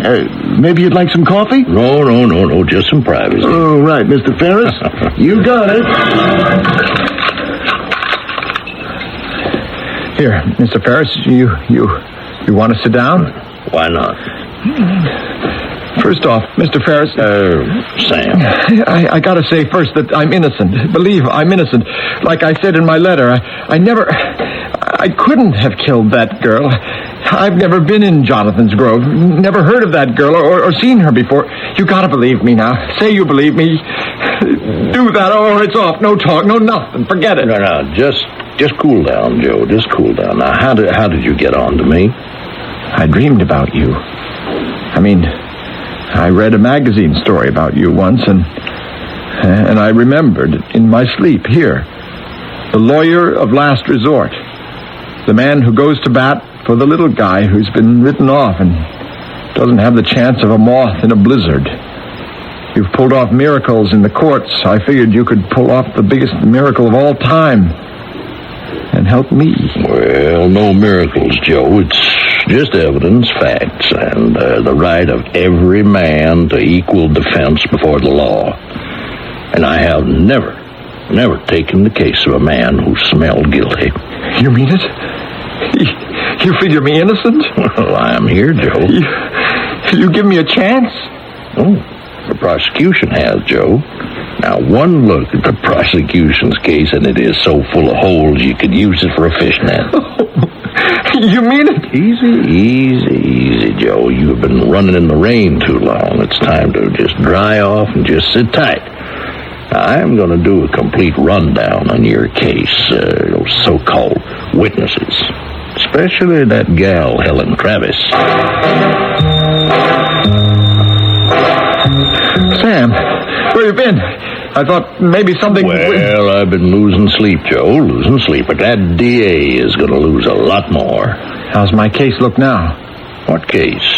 There just never was a case. So how come they figure they could kill me? No defense, Joe. No lawyer. Now, first off, they put most of their eggs in Helen Travis eyewitness testimony, and nothing is so undependable and so unreliable in a court of law as an eyewitness. Any 10 eyewitnesses will give you 10 different versions of the same event, and nothing is easier to break down and discredit than an eyewitness. Now, what about the boyfriend she was parked with who was supposed to have seen you commit the murder most foul? That's right. Where was he? Well, it wasn't easy finding him. I saw Helen Travis. Now, she couldn't remember just which guy she was with. Now, one guy she named denied being with her at all, and the other joker said he hadn't seen anything because the night was pitch black. Now, I checked the Weather Bureau, and sure enough, at night the sky was black with clouds. No stars, as Travis said. No bright moonlight, no moon at all. So that's why they didn't bring in the boyfriend to testify. So they couldn't have seen me. Couldn't have seen anything. I knew she was lying, or crazy. Or drunk. Probably all three. And even if it had been a moonlit night, she couldn't have told your car was blue, because no one can distinguish at night any difference between green, blue, black, purple. Now, for Sharp, bartender. Yeah. What was his bag? Well, I saw him. He says he'd never testified definitely that he saw you leave the bar after the Logan girl. And now he isn't sure the exact time you left. He says he never was, never said he was. And it's the same with the Logan girl.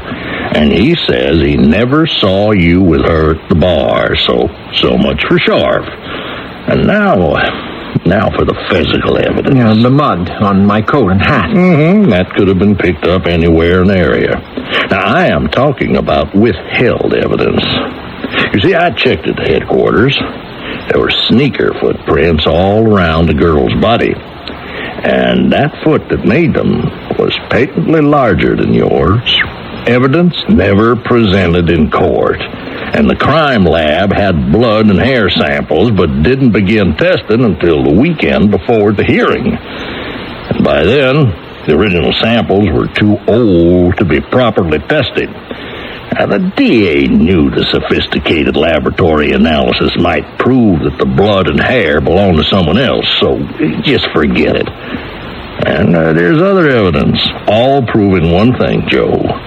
You have been a victim of gross injustice. No argument there, Sam. Well, I took my findings directly to Judge Winters. Now, he read the statements and had them verified. He declared the Travis woman unworthy of belief. And he said the DA and all those responsible for your persecution are guilty of criminal negligence of a high order. So, you're a free man, Joe. Come on, I'll buy you a drink.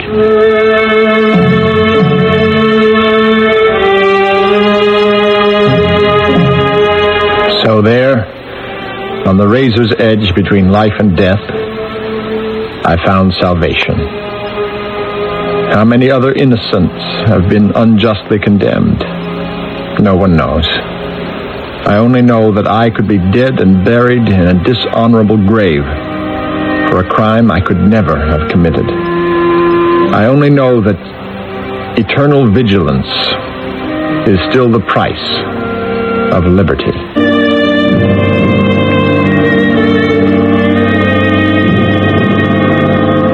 My story, as it appeared in the Morning Sun News, ended there. It was a sensation story. It also paid me $4,000. But there is more. Much more that I didn't tell. The story I share with one other person, Miss Helen Travis. I used to stop off at Al's Diner, where Helen had the early part of the night shift, waiting tables. Business slacked off after 11. I'd hang around. Helen would join me in a booth for coffee. Helen was about my age, bored, bitter. We were there in Al's diner Monday night. The Monday after Dorothy Logan was murdered. Refill, Joe? Thanks, Helen. And how was your evening? Texan was in here. So wealthy he didn't even know he had 4 kids in college. Or so he said. It hurt, but I laughed, and he tipped me $0.25. What about you, Joe? No.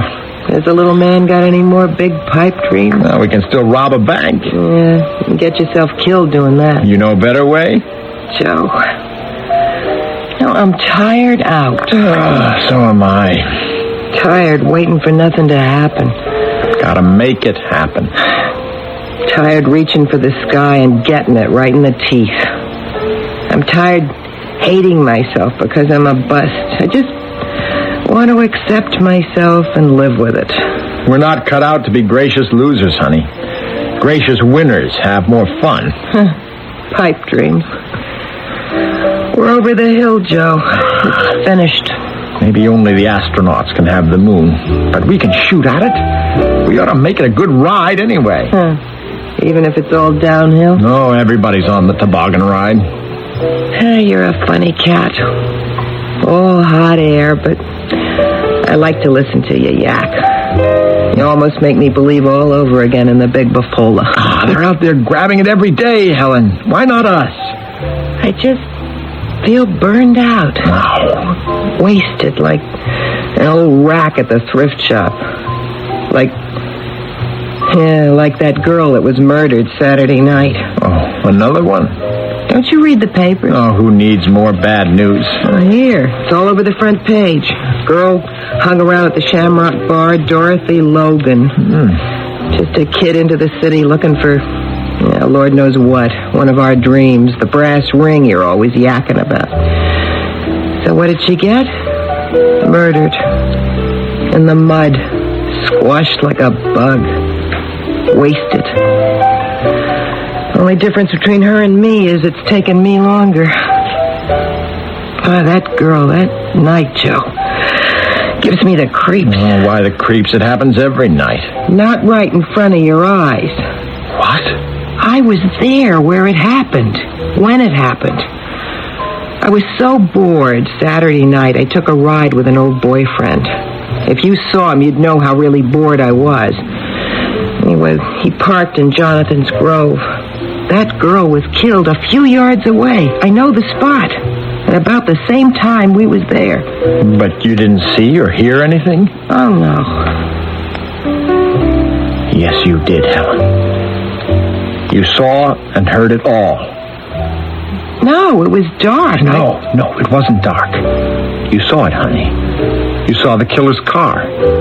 You remember the license plate, and you know the killer.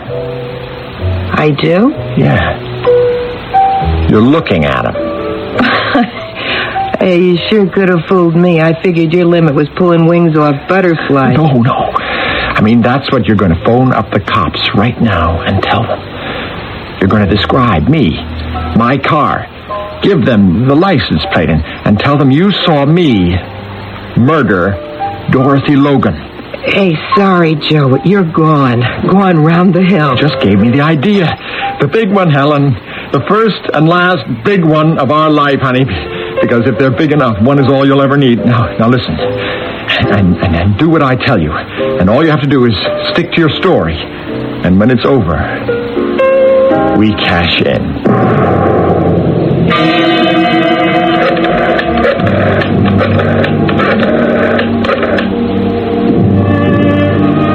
Helen, and don't say anything.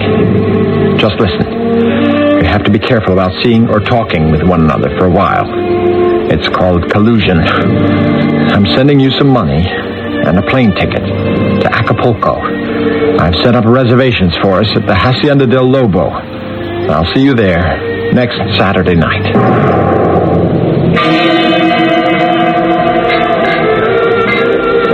Joe, you wouldn't kid me. I never did. Haven't we got more walking around money than we ever had in the bank? Boy, it was a nightmare. I wouldn't go through that again for the key to Fort Knox. Who needs Fort Knox? What happened? Sam Ferris and I sued the city. charged that I was subjected to false arrest, unlawful imprisonment, illegal search and seizure, malicious persecution, loss of job, damaged reputation, cruel and unusual punishment, mental torture, and you name it. What does all that add up to? $2 million, honey. And the golden bacon. Hey, you okay? I feel dizzy. That's not dizzy, Helen. That's flying. Here, drink this. You look a lot younger, especially when you smile. You know, Joe, when I first saw you flaked out in Al's Diner, I figured you had about as much life in you as a window dummy and weren't nearly as handsome. I've changed. You're beautiful, Joe Thompson. Just beautiful.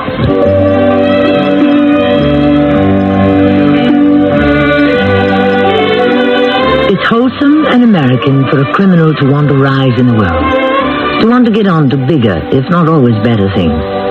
However, I hope this success story doesn't inspire you to do likewise. I'm not even sure to what degree our hero is a criminal. If so, he managed to carry out a crime that was somehow rendered legal by the illegality of the law. I shall return shortly.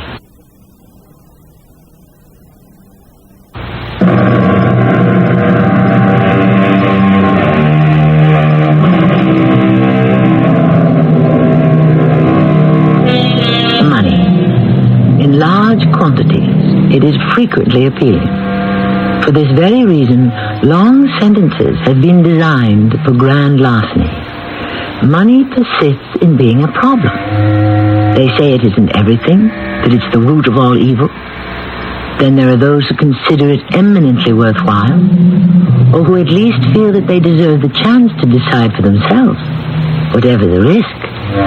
I should like to look in on Joe and Helen Thompson one day, and perhaps find out if it was worth the cost. Our cast included John Lithgow, Russell Horton, Terry Keane, and Earl Hammond.